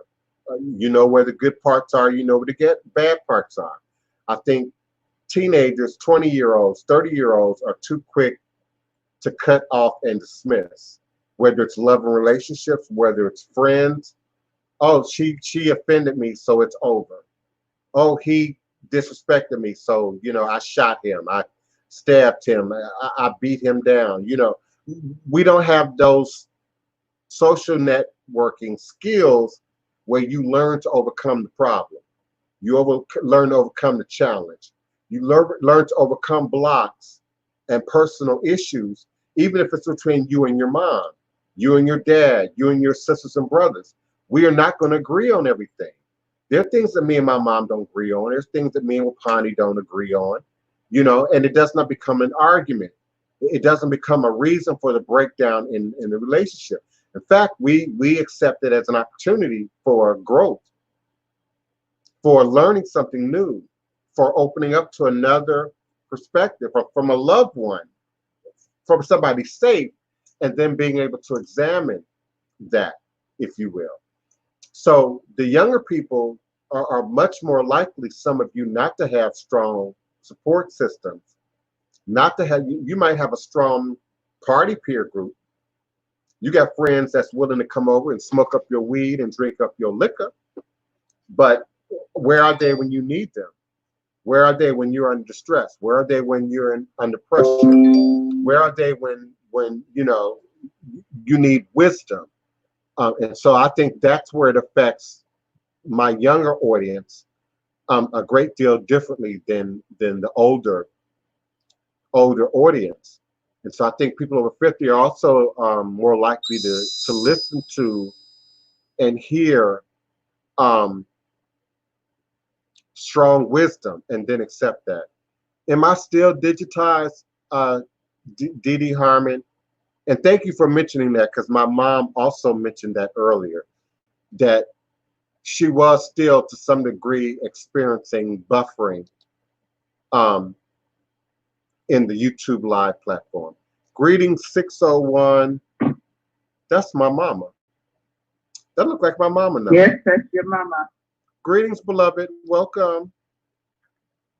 Greetings, son. I called in because I had so much to say about that subject, about where are your older listeners. Yes. Can you hear me? Yes, of course. And I realized that a lot of my peers are not into social media. And it worries me that after we get a certain age, we become stagnant. We don't grow. We don't want to learn anymore. We think we know it all. And we're just waiting to leave out of this cosmos into another one. And I don't understand that, because I'm curious. I want to know what's going on around me. What's in my environment? How is it going to affect me? And as you said earlier, we don't see eye to eye on a lot of things, but we do see eye to eye on loving each other. And I don't understand people that I had someone to tell me the other day, well, I'm just interested in where I'm going. I'm not interested in what's going on with all this stuff. You better get interested in what's going on, all this stuff, because it's going to affect your mind. It's going to affect your finances. It's going to affect everything in your life. And as you said earlier, when you get older, you're supposed to have wisdom, and that wisdom is not for you. It's supposed to be shared and passed on to the next generation. Otherwise, we'll just keep making the same mistakes over and over and over. And I guess that's all I have to say, because I'm pretty wound up about that. I'm just dismayed at how sedentary most of my peers are and how they're not interested in learning anymore. Yes. So I'm going to hang up and watch you on YouTube now. Thank you. We appreciate your comment and your participation, Mom. Love you. And I also, I'm never going to give away where you live or anything like that. But you live in a rural area, and you live in a part of the country where people tend to be a little bit more conservative, a little bit more set in their ways, a little bit more religious, perhaps, in some issues. They're going to filter it through religion. And yeah, it's real easy to get comfortable with what you think that you know, and stop listening to the news, and stop seeking out other opinions about what's happening. And yes, we hear even 30-year-olds now saying, I don't listen to the news, I don't pay attention to the news, but they will listen to their peers. They will absorb, that limited knowledge that their peer group might be sharing, and accept that as the whole truth. Accept it as there's nothing else, to look at. My sister Wapani says she keeps hearing that after every plague, there is a renaissance. This is the time for all types of artists and their artistry. Chefs are artists, writers, painters are artists, musicians, to move forward in their practice. And I agree. I think the renaissance is almost natural, because after spending so much time isolated, separated, being still, being quiet, thinking, listening, in some cases, I don't get bored, but some of you get bored, which causes you to be more creative, which causes us to think outside the box, which causes us to design new things and to create new ideas and to envision new ways of looking at things.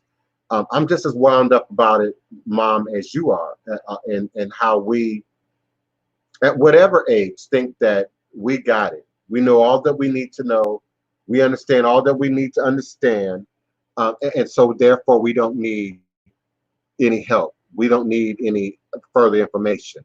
We don't need to hear, other people's opinions. And we put up walls internally that shut off our ability to hear, and we become argumentative and petty, rather than to really hear each other in love, in clarity. Even if there's not love, involved, I at least want to be clear about what's being said. I at least want to be clear about what you're projecting at me. Peace and blessings to you as well, Keisha Smith. I appreciate y'all hitting the thumbs up button. I appreciate you all subscribing to the YouTube channel. I haven't gotten the new Blog Talk Radio channel subscriber in I don't know how long. So I know people are listening to me on Blog Talk Radio and are not subscribing. I would appreciate that. I really would appreciate that. Thank you so much, everyone, for your love and support. Reign of love, greetings, beloved. Thank you so much for showing up and being a part of our live broadcast today.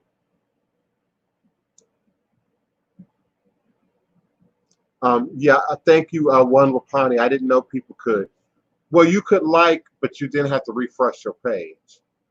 If you like and then refresh, it should work if you're using the YouTube Live platform. Greetings, everyone. Have I missed any of my questions? I have 4 more deliveries come. I'm surprised they haven't interrupted us again. Holistic fitness. Is that hoodoo occultism? Because I'm confused. Holistic fitness, who changed their name. I see the post, I changed my name. What I'm not seeing is who changed their name. So I'm going to assume that's hoodoo occultism, but I'm not sure. I'm not sure. Let's see. Queen Reggae, was it hard for your family to accept your call into ATR? Or what advice would you give someone who is around people who looks at voodoo as evil? Oh, Queen Reggae, that's a great question. That's a great question. As my mom just said, if you were listening, we don't agree on a lot of things. And I don't have to go into a great detail. All you need to know is my mom is an evangelical Christian minister who's written at least 3 books. And I'm an openly devout ATR voodoo practitioner. So you can imagine disagreement. You can envision what we might not always agree on. Everybody doesn't agree on sexual identity. That's a whole nother layer to the onion of disagreement that I have to deal with people as it relates to religion, ATR, voodoo. That also plays into the equation. Was it hard? Yes, at first. And I found out what made it hardest was my inability to speak to who I was, my inability to explain who I was, my inability to talk about it, who I was. And if you can't do that, you most certainly shouldn't be teaching or acting as a practitioner or trying to read other people. If you aren't even in a place in your life where you can talk to ATR and spiritual practices and belief systems in a way that's intelligent and concise, and makes sense to people who are not operating in ATR, you shouldn't be trying to be a practitioner. I found that when I did not have the words, Queen Reggae, when I did not have the language, it made it easier for my family, my mom, other religious folks to challenge me on what I thought I was doing, on what I thought I knew. And of course, even though they may not have been able to put it in words outside of their own religious preference, they would regurgitate their own religious preference. So I would always keep getting the Bible repeated back to me, scriptures repeated back to me. And I had to remind people, even my mother, you know, I grew up in the church with you. I was on the pew with you. I can recite the scriptures better than the average person. So my choice in voodoo is not a lack of understanding of the Bible. In fact, I believe I have a greater understanding of the Bible than many so-called Christians. But once I found my words and could say that and could explain that and could express that, I found that I won't say that I got less opposition, but I'll say that the type of opposition had changed. The type of opposition had to conform. We know we can't come to him from the left, so now we have to come from a different way. I mean, I think in the case of my mom, it came down to love and family and support, as opposed to trying to always beat the next person over the head with the proselytizing of your belief, of your religion, of your way of seeing the world. And sometimes when your family and friends, those people around you look at, you know, you use the words voodoo as evil, that speaks to what they know about voodoo. That speaks to what they understand about voodoo. And if you can't re-explain that, if you can't re-educate them on that, if you can't re-teach that, then you have no words to defend yourself, the religion, the culture, or the practice. And so that becomes a vicious cycle, particularly with the people close to you, that going back and forth over what God is, what religion is, you know, etc. Once we get into what spirit is, spirituality is, we can transcend religion and then start looking at behavior and demonstration. Now, you can be as Christian as you want, but if you're not treating me in an authentic Christian way, then I definitely don't want to hear what you have to say. And that's something you all heard my mama, that even in her own journey, she evolved. You know, how do you teach, share, you know, what you understand, what you believe to be the truth, what you believe to be beneficial to the next person in a way that they're going to hear and receive. And so most people, especially today with the World Wide Web and our availability of information, you can't proselytize to most people anyway. You can't preach, if you will, to most people anyway. All you can do is latch on to that automatic programming that many of us already know. And so that's why they often repeat the same scriptures, repeat the same Vedas, repeat the same lines from the Quran, you know, that register with your subconscious mind, because your present mind is in opposition, is in challenge to the status quo. And many of you are seeking replacement to that, or the new thing that should go into that space. So if you don't have the words and you can't explain it, and you can't share your experience, and you can't talk about it in any concise, intelligible way that I can then take your words and then go back and look and research for myself, then that vicious cycle continues. Once people have the knowledge and they know better, and then they choose to still brand voodoo as evil, that's personal. That's then on them. That's a whole nother level of ignorance right there. That transcends what we're talking about. in the most immediate.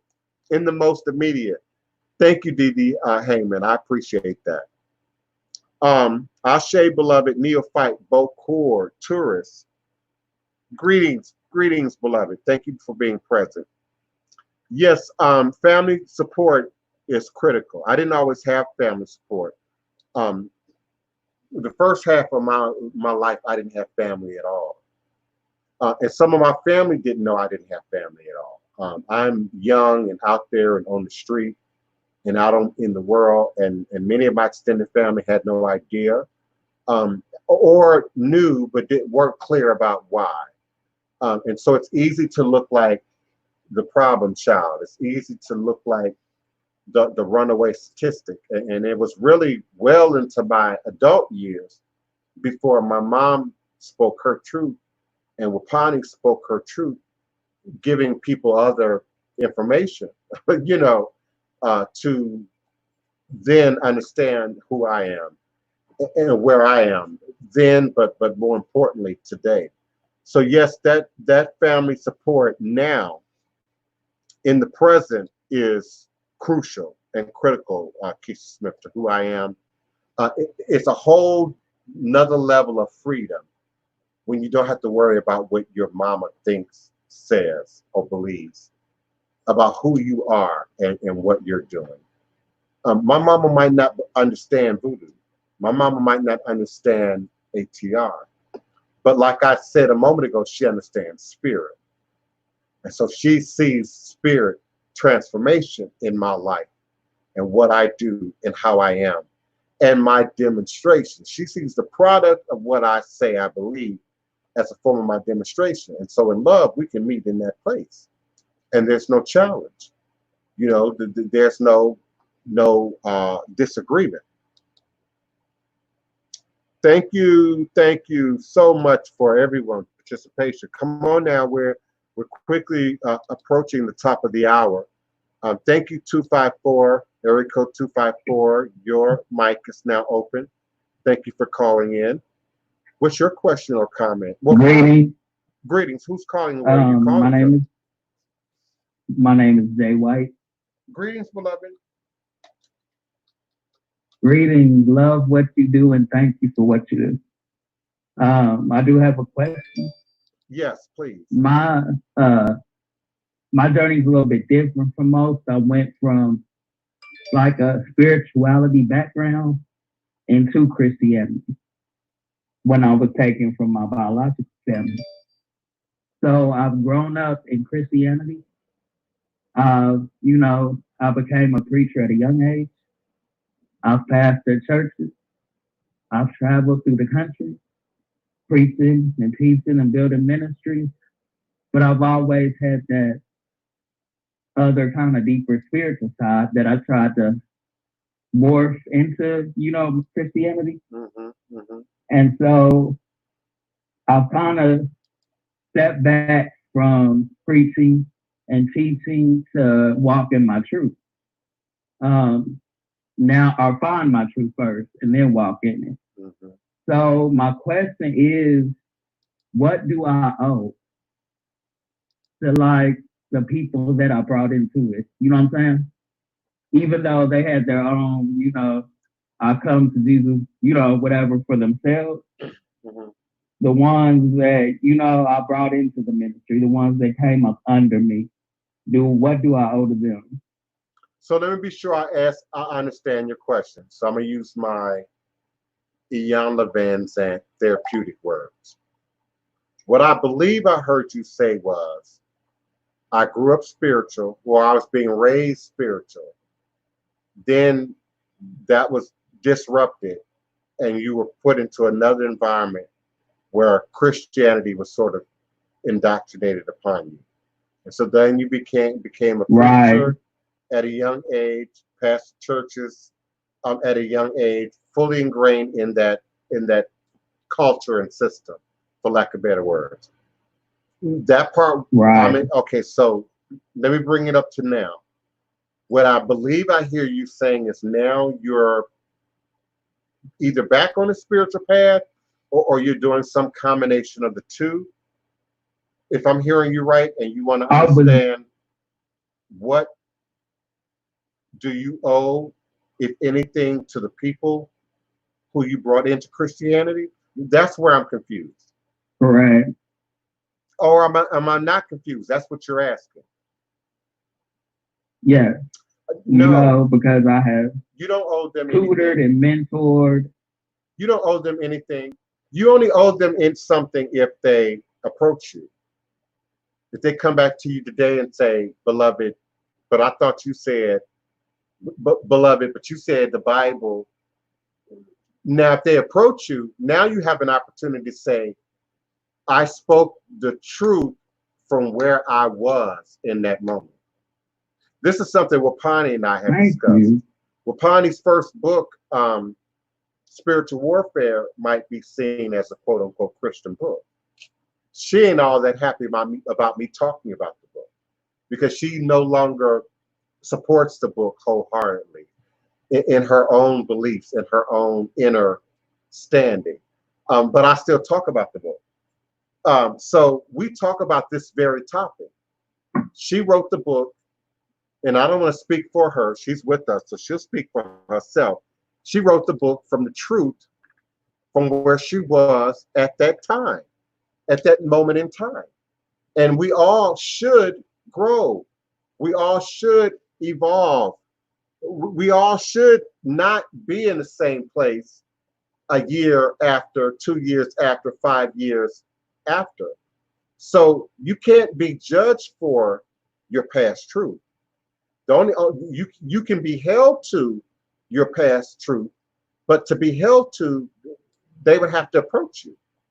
They would have to take some action. So if they come at you, that's different. And that gives you the opportunity to say, beloved, I hear you. Beloved, I spoke from the truth where I was at that time. You might say, and don't let me put words in your mouth, but you might say, I apologize. If I led you in a direction that you otherwise would not have gone in. But that was my understanding at the time. And so now I'm in a new place. Now I'm in a better educated place. Express that. You don't have to necessarily use my words. Find your own word, Jay, beloved. Find your own way of expressing that truth. But by all means, you are obligated to express it. You are obligated to. Do I need to do it publicly? Not necessarily. Not necessarily. Now I'm going to assume, unless you're one of the people like my beloved who likes to change their name and their identity or in social media a lot, I'm assuming that you're already sharing your truth. even if it's just, it's a wonderful day, peace and blessings. I'm assuming that whether it's Instagram, social media, whatever it might be, that you are indeed already walking in your truth. I'm going to assume that you're not still overtly projecting that symbolic language out to your community. So what I mean by that is, you're not still posting scriptures, or if you are, I would hope you're explaining them. I hope you're not still, posting yourself in the collar, with a cross behind you. But even if you are, No. take the opportunity to explain that. Now, have you been approached by any of your former parishioners or your former church members about what you're doing now? Yes. When I walked away from the church I was pastoring about 2 years ago, and I went kind of into isolation, so I really don't post anything on social media. And my first instinct was, well, I'm just gonna delete all my Christian friends off of social media, so that I don't want to, I guess, offend them or even start a controversy. But I don't feel right about that. It feels like I'm hiding or I'm going about it the wrong way.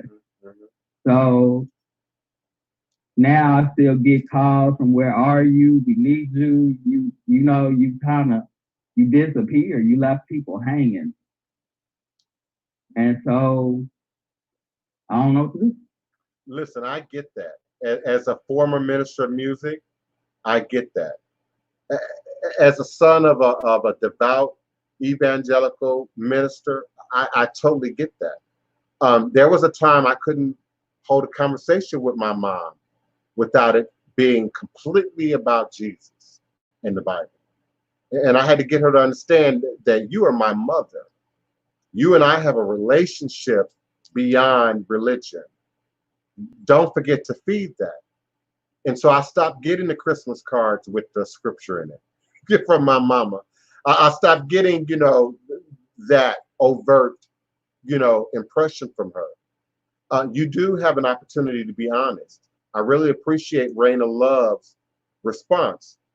You have people who indeed do both.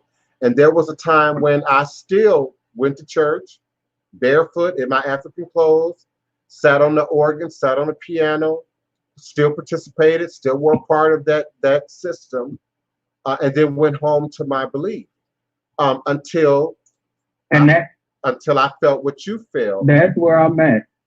But until I started experiencing conviction. Now, I don't know what type of Christian you are. I don't know what your denomination is, but I'm going to assume that you're familiar with the word conviction. That's that quote unquote religious guilt that you're supposed to feel about not doing something or doing something that should line up either with the Bible or what your church folk think the Bible is saying or should mean. Because it's really about what people think, not what the Bible thinks. It's really about what people think. So in that regard, I implore you to be honest. If they call you, be honest. And hey, I'm okay. All is a blessing. They say praise God. I say all is a blessing. And sometimes I see all is a blessing and I get silence, which is shocking to me that these religious folk in all their religiosity can't even see and embrace peace and blessings. All is a blessing. I answer my phone sometimes, divine peace and blessings. What? Hello? This religious folks now. So that shows you that they're more religious than they are spiritual. They're more concerned about you conforming to a particular look. And particularly as a minister of music, I can relate to this. You're viewed as a soldier. So we need you here to preach. We need you here to keep order. We need you here to maintain, this system, not just warm a pew. And so that energy is often placed on you, and it's not appropriate. It's almost like a judgment, if you will. So you must be able to respond. You must find your words, even if you have to practice it by yourself in the quiet of your room in front of a mirror.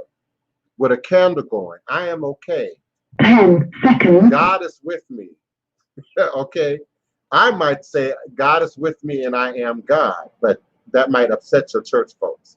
But you just say God is with me, you know, and then share your truth. Now, me and my sister Wapana, we've gone through deleting people, blocking numbers, cutting people off, you know, and there is a certain degree of separation. I'm just removing myself from your noise. I'm just removing myself from that chatter, you know, that often happens in social media. But then there is that other side of it that you expressed. Am I somehow being deceptive? Am I somehow trying to hide? I don't even want to present, you know, that scripture, don't even present the look of, what is it? Don't even look like you enter in sin. Yeah, I know what you're saying. Yeah, for somebody who claims to be able to quote scripture, I didn't do very well just then. Shun the very appearance of ungodliness. That's it. Shun the very appearance of ungodliness. So again, once humans take on that, it's really about shun the very appearance of what your church folks think is ungodly, what your church folks think is out of step. So you got to find your words. You got to be able to say, I'm okay. God is with me. I know what I'm doing. You know, I'm studying whatever. I'm researching. You got to be able to say that. I remember me and my mom had one of the biggest blow-ups we've ever had. I don't know, back in 97 maybe.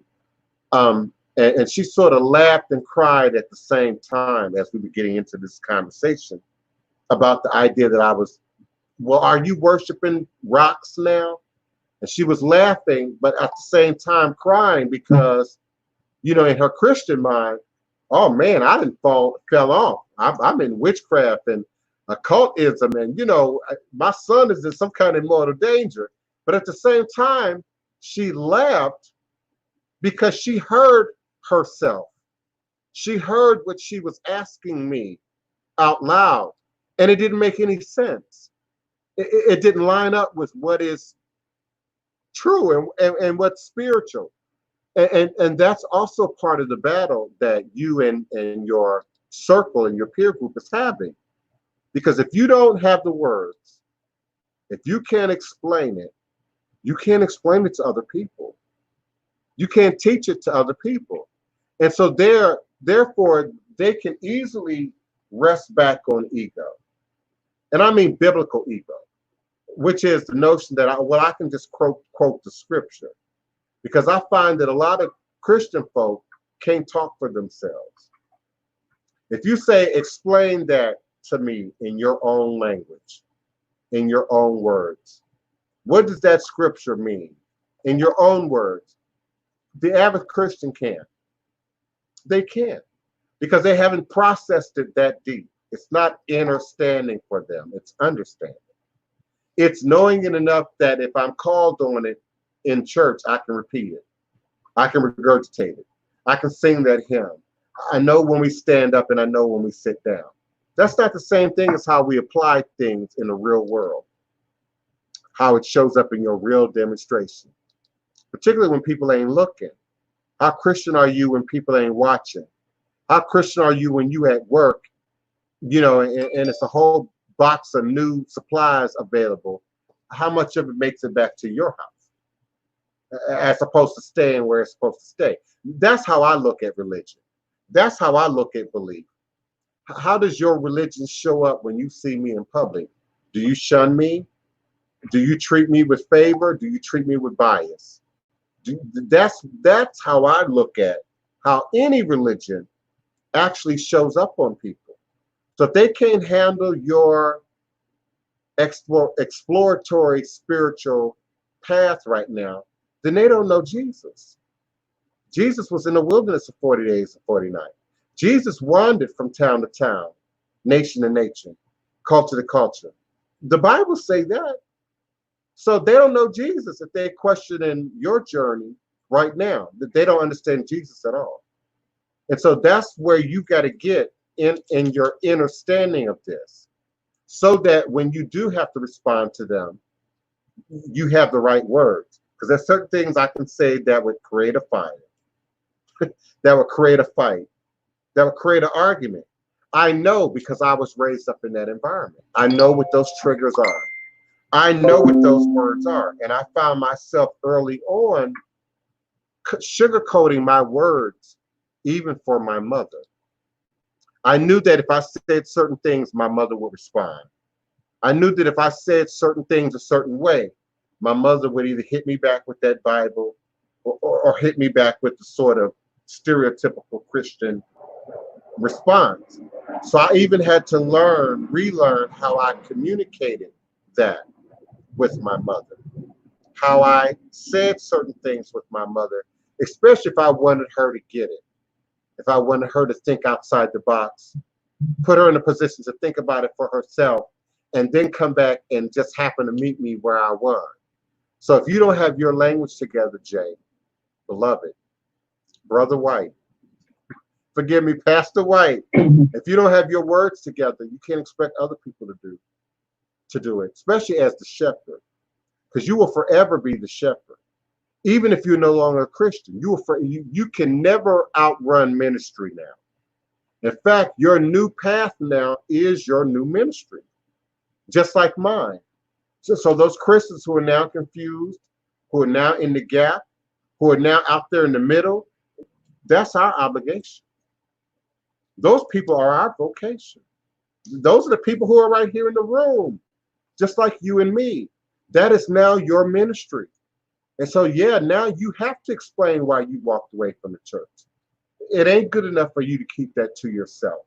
You know, people like to divorce sometimes. They don't want nobody to know about the divorce. They don't want nobody to talk about the divorce. They just want to go their way and act like nothing ever happened. And that's impossible to do. Your family, your in-laws, your community, well, what happened? Well, he's over here and you over there. At some point, you have to explain it.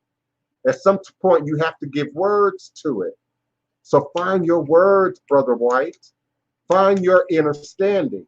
And what you might be experiencing right now is a sign that you're not clear. And not being clear doesn't mean that you're wrong. Being clear doesn't mean, oh, I made a mistake. Maybe I should run back to the church. No, it means you ain't did your homework yet. You need to read more books. When I first left the church, I left it by going directly into it. Meaning, when I first walked away from the church, I studied the Bible like it meant my life. I wanted to make sense of what was being said. I begged God, talked directly to God, show himself to me, to make all this stuff make sense to me. And that was my walk. He walked me right into the spirit realm. Anytime I prayed that prayer, he took me back to me, Jay. He pointed at me, Jay. He held a mirror up to my face, Jay, which meant, look at you. Who are you? Where'd you come from? Who are your people? How'd your people get here? That's how I got back to Africa, trying to clarify my connection to Christianity, trying to clarify my understanding of what was being said in that magical book. That's how I got clarity. And then I could say it back to my mama. Then I could speak it to my sister. Then I could speak it to my dad or to whoever. And I found over the years that the hardest conflict is with the strangers. The hardest conflict is with the people in the church who didn't necessarily have no intimate relationship with you, but feel like in social media, it's their right to say whatever they want to you. It's their right to call you out on, well, didn't you used to preach? And, you know, they feel like those are going to be your hardest demons, because they're demons, because they don't know you. They don't know your walk. But the demon knows your walk through the spirit realm. So they know where to challenge you at. So it's going to be that stranger that's going to come through and call you out on being a perpetrator, call you out on walking a double life, could call you out on, well, what you doing? So you got to find your language. So practice on the people closest to you first. Start with your mama, if you have a relationship with her. Start with your dad, your sister, your brother, your best friend. and you say, listen, I'm not sure what I understand right now. I'm not sure what I believe right now. I'm not sure who I should commit to right now. There are people in this chat room that are in that position. But then while you're in that position, do your work. Don't get stuck in that position. Now, don't spend the next 20 years in the middle. You got to choose. As a minister, that calling is on you. You've got to choose. And so now, even if it is that beautiful mix that beloved Reign of Love suggested, be clear about the mixture. Be clear about what you're doing. Martha Martinez, they can throw somebody out of the church because it's man's church, not God's church. Okay, the books say come as you are, but the pastor to decide who's coming. And the pastor decides on how you come. You know, one pastor might say, oh, the short dress is okay, Sister Martinez. The next pastor might say, well, Sister Martinez, that dress ain't long enough. You got to cover up them ankles. You got to cover up them knees. You know, that's where man gets involved. That's where humanity gets involved. And I see, not you, Martha, but the people, the challengers.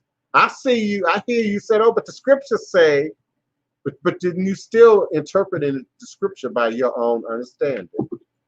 You still interpreting the scripture by leaning into your own inner standing. So that's how they can throw you out the church. That's how they can judge you. That's how they can label you. My sister walked out of church on behalf of her son. That's what she's trying to express in the chat. She walked on behalf of her son to further her own spirit life. Now, I appreciate her not sharing the details because I know what the details are. Okay. I know what the details are, and because Papani didn't share it, I'm not going to either. I'm not going to violate her or her son's privacy. But, you know, when they question your child and who your child is, and that's okay with you, you might be in a cult. You might now not be walking in spirituality. You might now be walking in religiosity. And Jay, be sure you're not operating in religiosity, because the people who are coming at you are. You're walking now in spirit. So surrender to spirit. Surrender to God. God don't need a book. God don't need a middleman. God don't need an intercessory. God don't need an overseer. God don't need a moderator.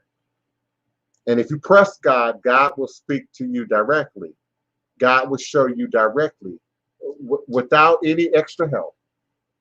And I assure you, he's gonna point you back to you, not to a particular book, not to a particular doctrine. So are all the indigenous people in the world going to hell? By the way, that's a question I used to ask myself as a kid. So Christianity haven't reached them, so they're going to hell, right? It's just crazy when you think about it in those terms.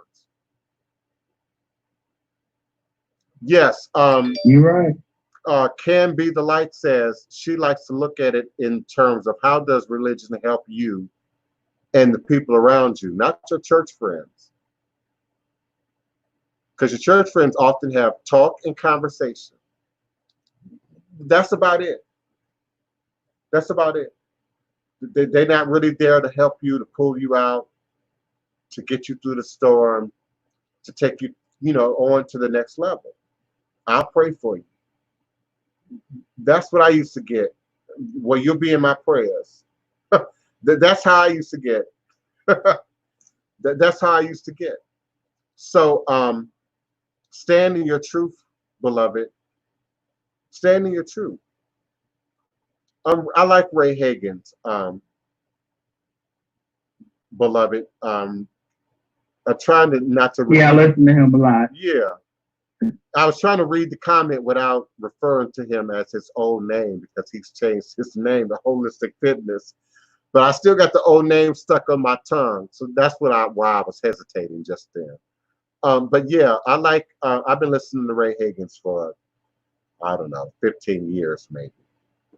So he is a strong voice. He's a powerful voice. But there are other voices out there. Yeah, my sister did the right thing. Thank you. Thank you. Thank you for your questions and your comment.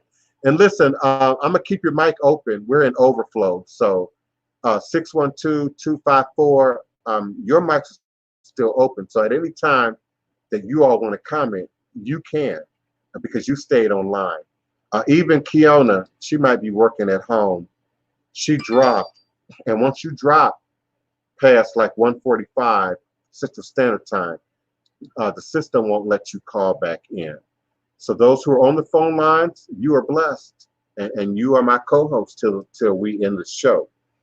Just jump in politely if you have a question, comment, or request at any moment. Can be the light. I love your name. You can be, and you are the light, beloved. Um, she's suggesting that everything be said with love and respect. People actually want help, but she says she believes that if you deliver information appropriately with love and compassion, people will listen. And I agree with that. And if not listen, at least hear you. At least hear you. See, I can't hear you once you say a certain thing. Once you cross a certain line, I can't hear you. Even in my most evolved, mature spiritual state. And some of you see me as higher than where I really am. But wherever I really am, truthfully and organically on my spirit level, on my spirit walk, I'm very careful about how and what I hear and what I digest and take in. And everybody is. We all have certain triggers. There are certain religious triggers that will make me hot. I can get 0 to 60 in under 5 seconds. And it don't have to be overt. You know, I shared Jay just a few, I'm not sure if that was Jay or my other caller that I just heard, but I shared a few weeks ago an incident I had in an Uber. I got in the Uber, the guy had his gospel, modern gospel, by the way, gospel that I, as a former minister of music, wouldn't even support, that worldly gospel. He had that gospel going on, and I got in the car and I said, okay. You know, as someone who's been trained in customer service, who's worked the front desk, I know that there's certain things that you should and should not do in that environment. And your car, as an Uber driver, is your desk. You are the front office. And he had his gospel going. Let me respond to the door.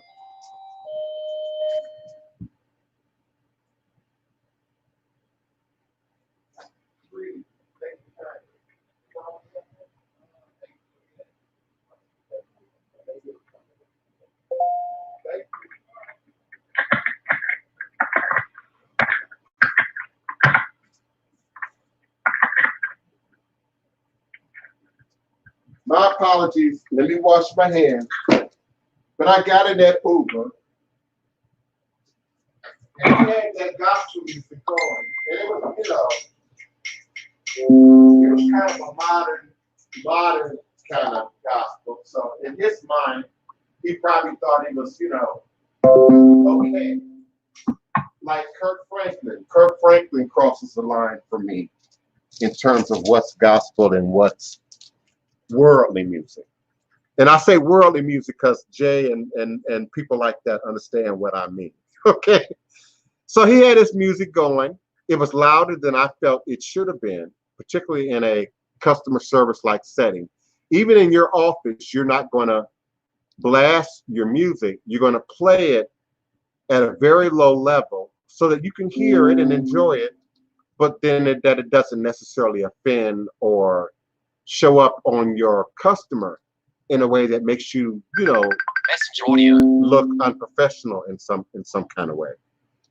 But I was okay. For me, that was a trigger. So I knew now that I needed to get in the car and mind my business and sort of stay in my zone and not talk about religion. And that's hard for somebody like me to do. Looking like this, that's hard for me to do. Particularly with so-called Christian folks. They want to know now, well, what does that mean? and who are you and why are you dressed that way? That's typically what rises to the surface. But it didn't quite come that way. I took the back door into the conversation. I basically sought to trick him consciously. And so I started talking about my Christian background, my evangelical Christian background, knowing that he would be more open to that. That conversation would, be good for him. I waited to the very last point to say, but now I'm a voodoo priest. And today I'm still operating in ministry, but from the perspective of ATR. Now, Brother White, when I tell you he changed on a dime, any sense of Jesus was gone. Any sense of Christianity was gone in that moment. He felt justified now to be disrespectful. He felt justified now to judge me, but he was crafty about it. He didn't call me out my name. He didn't say anything overt and direct. He too now took the back door in. And he kind of made this comment about, well, why do you care what other people think? Don't care about other people. It's a free world. We can all choose, what we want to choose. Now, me being a former evangelical Christian, I know what's really being said. And I know what's just beneath the surface. He might as well have said, well, you're not of God anyway. Why do you care what people say? All of y'all are going to hell. That's what he really wanted to say.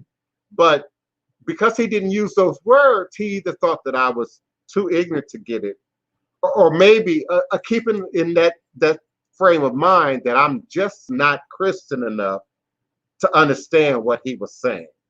Because Christians will take that position too. Well, you're practicing voodoo because no one has ever brought the word of God to you. Well, no one's ever brought the word of God to you. My mama is an evangelical Christian and wrote 3 books.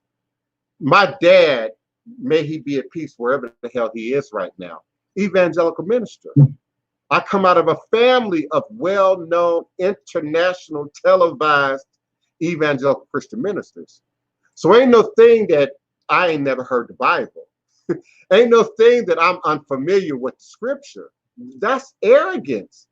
You meeting me for the very first time and you think I've never been in a church? You think I've never been exposed? But that's what I get, Brother White, from these overt Christians. And so I said, hold up, bro, wait a minute. I never said I was offended. I never even introduced that in the conversation. And to take it the next step further, to let him know that I understood where he was coming from, I said, and I'm not here to proselytize either. I'm not here to save your soul. I'm not here to convert people to ATR. I'm not here to convert people to voodoo. I don't care if you believe it or not. I don't care if you like it or not. I don't care if you choose it for yourself and your family or not. That's never been my position.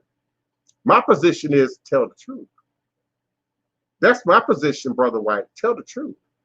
Don't bastardize other religions, other traditions, other cultural beliefs, especially if you don't know it and you can't explain it and you can't make sense of it.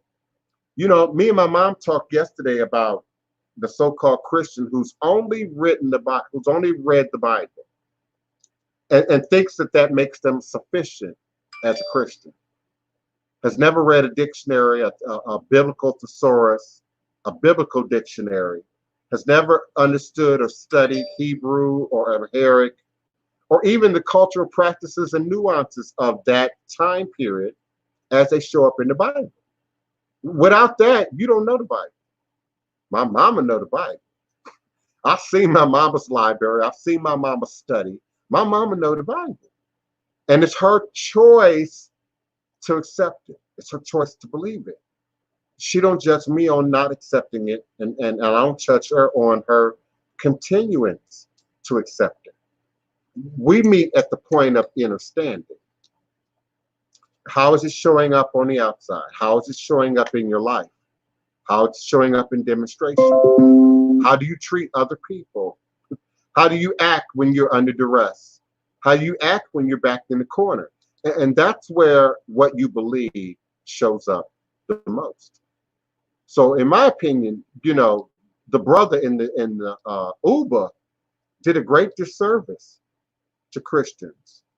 And many Christians do a great disservice to Christianity in terms of your demonstration.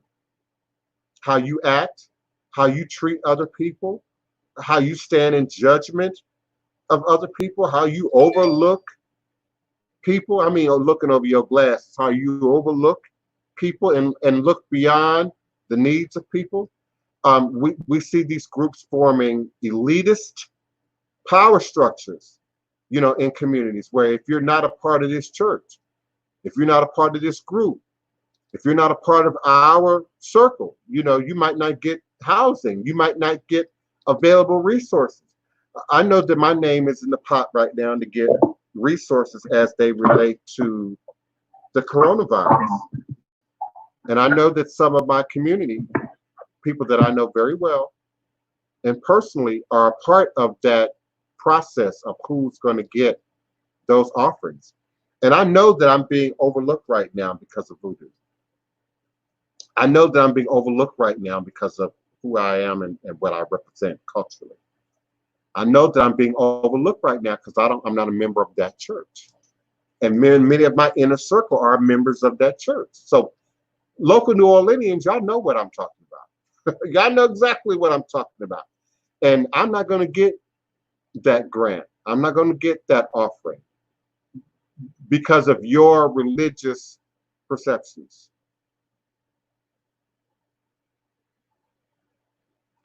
Ben Evans, thank you so much for your question or comment. Forgive me, callers, if it sounds like I just made a left turn out of nowhere. I'm reading the chat, and Ben Evans, who I'm not familiar with, by the way. So thank you for being a new listener, a new participant. And if you've been here before, I don't remember your name. So I don't know your personality. And what I mean by that, Ben, is I don't know to what degree you're serious about this question or not. Now, if you're serious, that's no way to handle anything. You all might as well be on Maury Povich and Jerry Springer. Listen, I'm not making fun. I'm being serious. That's wrong all the way around. I don't care if we're talking about Christianity. I don't care if y'all Hebrew Israelites. I don't care if y'all Muslims. I don't care if y'all, adherents of Orisha. I'm not sure what the religion, the philosophy. I'm not sure what.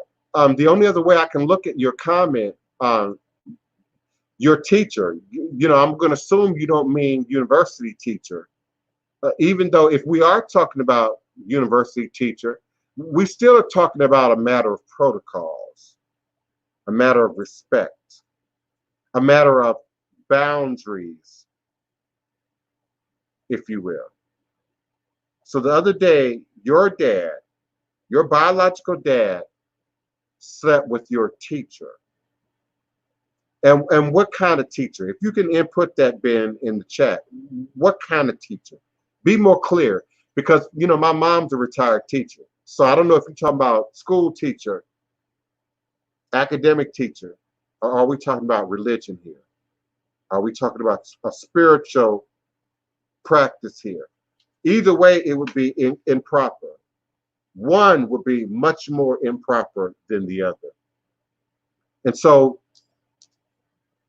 you slept with the teacher's daughter as some kind of response. That nothing good can come out of this on every level.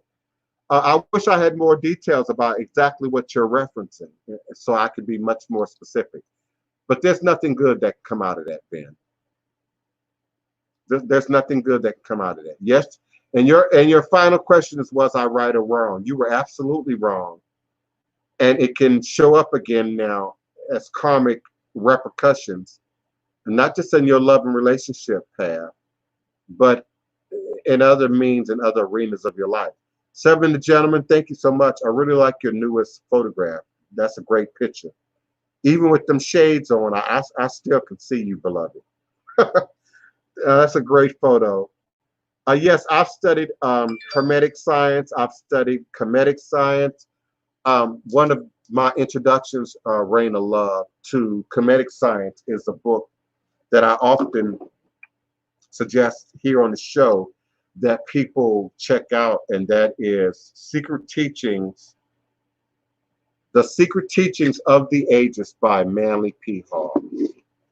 And you can get that book for free by going to sacredtext.com. Sacred-text.com. And that book, The Secret Teachings of the Ages, can be located there. It also talks about and discussed to a great degree Hermetic science, Hermetic practices, Hermetic symbolism, and how that made its way into the world. How it went on to show up in Christianity and other practices, including occult and non-occult-like practices. So I'm absolutely familiar with it, for sure. And yes, Seven of Gentlemen, many people are Christian in name. And even that is easy for us to say, Christian in name, but they don't get that they're Christian in name. They don't get that they're Christian on the surface, that their religion is superficial. And we could be talking about Christians, we could be talking about Muslims, we can be, religion is religion. People will dress in religion. People will dress in orikis. I'm sorry, not orikis, orisha. People will dress in orisha, which is why, if you notice, I rarely ever wear ilekis on this show. Rarely. I wear my other spiritual jewelry. I wear my other religious jewelry. I wear my other defensive jewelry. I wear my other magical jewelry. I rarely wear ilekis on this show. There's too much perpetration around Ifa. There's too much perpetration around Yoruba. There's too much perpetration around Orisha. So I rarely wear my ilekis. Rarely wear my ilekis. I don't want people to mimic. I don't want people to copy. I don't want people to think, well, it's jewelry, and so I can put this on at my leisure in any circumstance. It's sacred, and it's only worn under certain conditions. So I'm very, very, very cautious about how I demonstrate and how my demonstration shows up. Keisha Smith, he slept, if I read it correctly, he slept with his teacher's daughter because because his father slept with the teacher's, wait a minute, I'm confused. The father slept with the teacher, and so he slept with the teacher's daughter. And so I understand what he's saying. I'm confused about the details.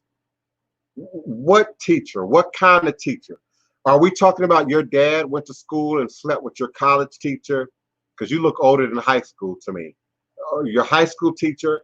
Or are we talking about your dad slept with your imam? Or your mambo? Or your Ianifa? And so in exchange, you slept with the Ianifa or your teacher's daughter. That's what I think I'm hearing, but he hasn't responded that I can see. So I'm not sure exactly. I'm not sure exactly what exactly is being said. I'm scrolling and that's what I'm looking for now. That's what I'm trying to decipher now.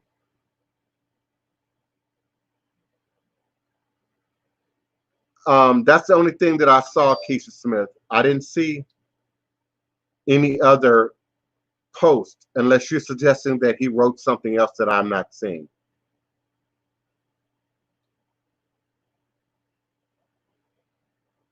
I too am not feeling the original.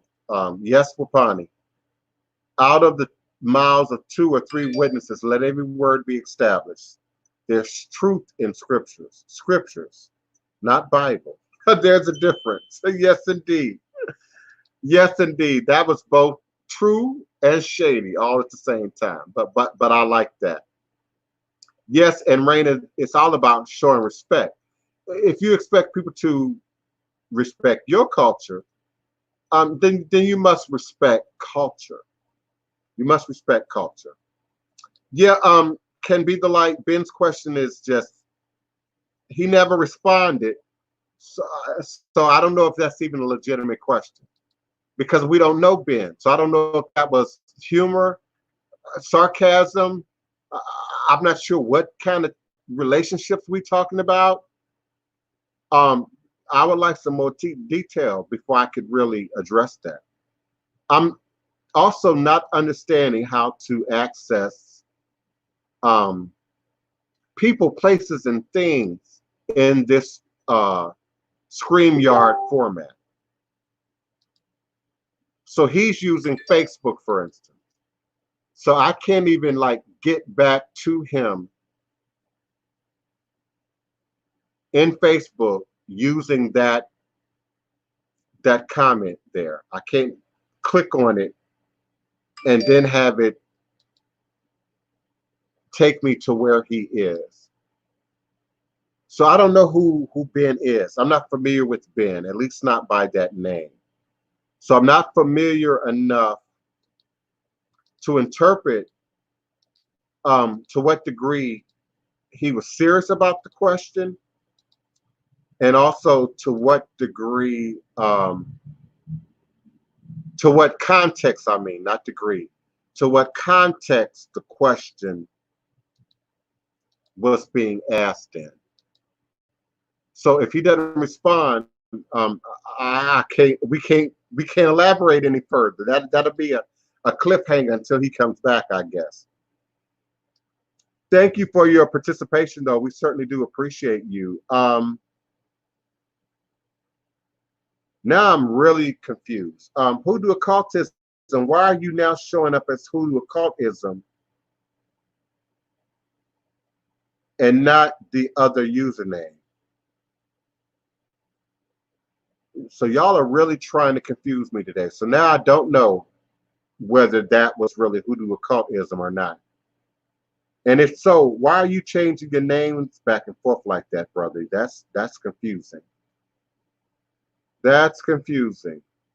I'm going to move forward momentarily if I don't get a response. The last thing was Ben is off the chain, can be light, and I've gone through all the comments several times over, which you all can see, and I'm not seeing any other information. So I don't know what else to say to that, other than maybe that was humor in the moment. But at any level, it would be inappropriate.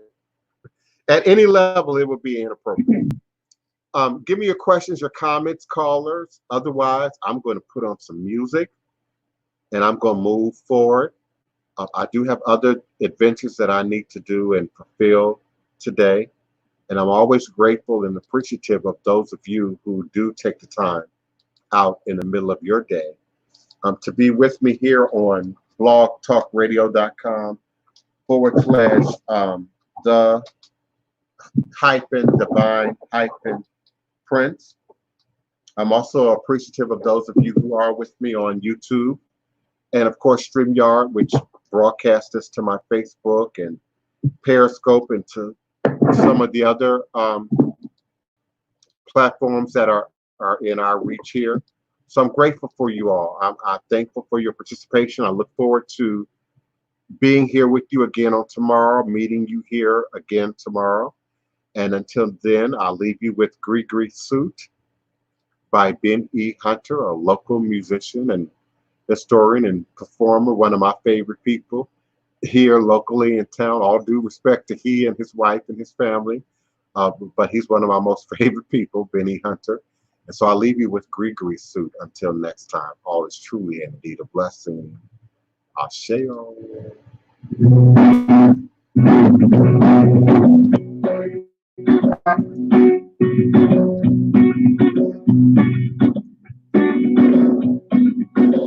A dash of cayenne to the room. Gonna put on my Gree suit. Boil gumbo, hot and steady. Don't care if ready, ready. Gone free at that old cemetery. Down on Claiborne where she's buried.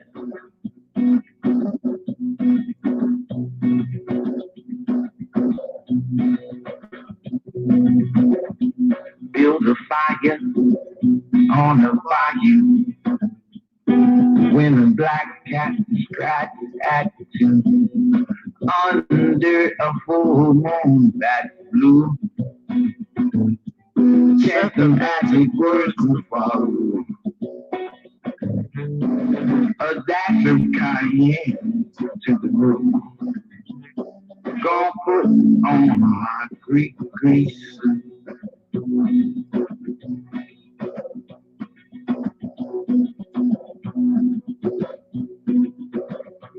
Black top hat, black suit too. Single ride that moves his through. I'm gonna get them balls out the graveyard for you. Can't see my eyes like she's do. A dash of cayenne to the roof. Gonna put on my Greek grease. Yeah.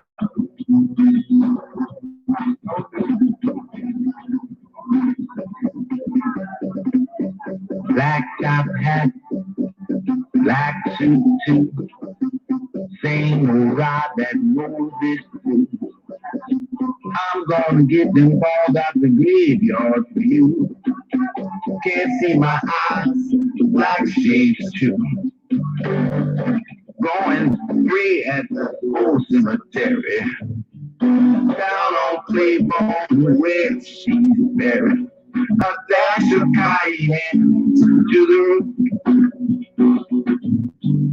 Gonna put on my Greek grease.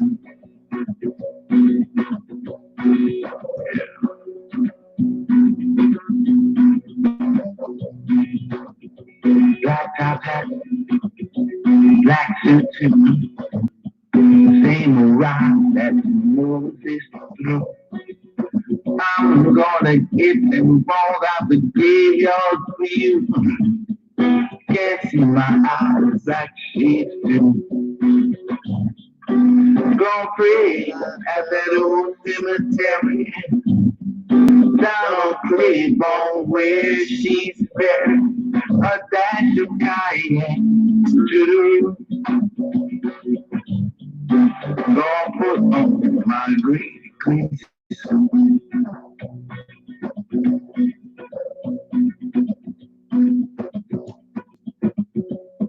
Benny Hunter, Gregory Suit. All is a blessing. All is a blessing. My opening theme music is by Diane Cameron Elam. Let's go back to Africa. Come back home to Africa. All is a blessing. Peace and love, joy and prosperity.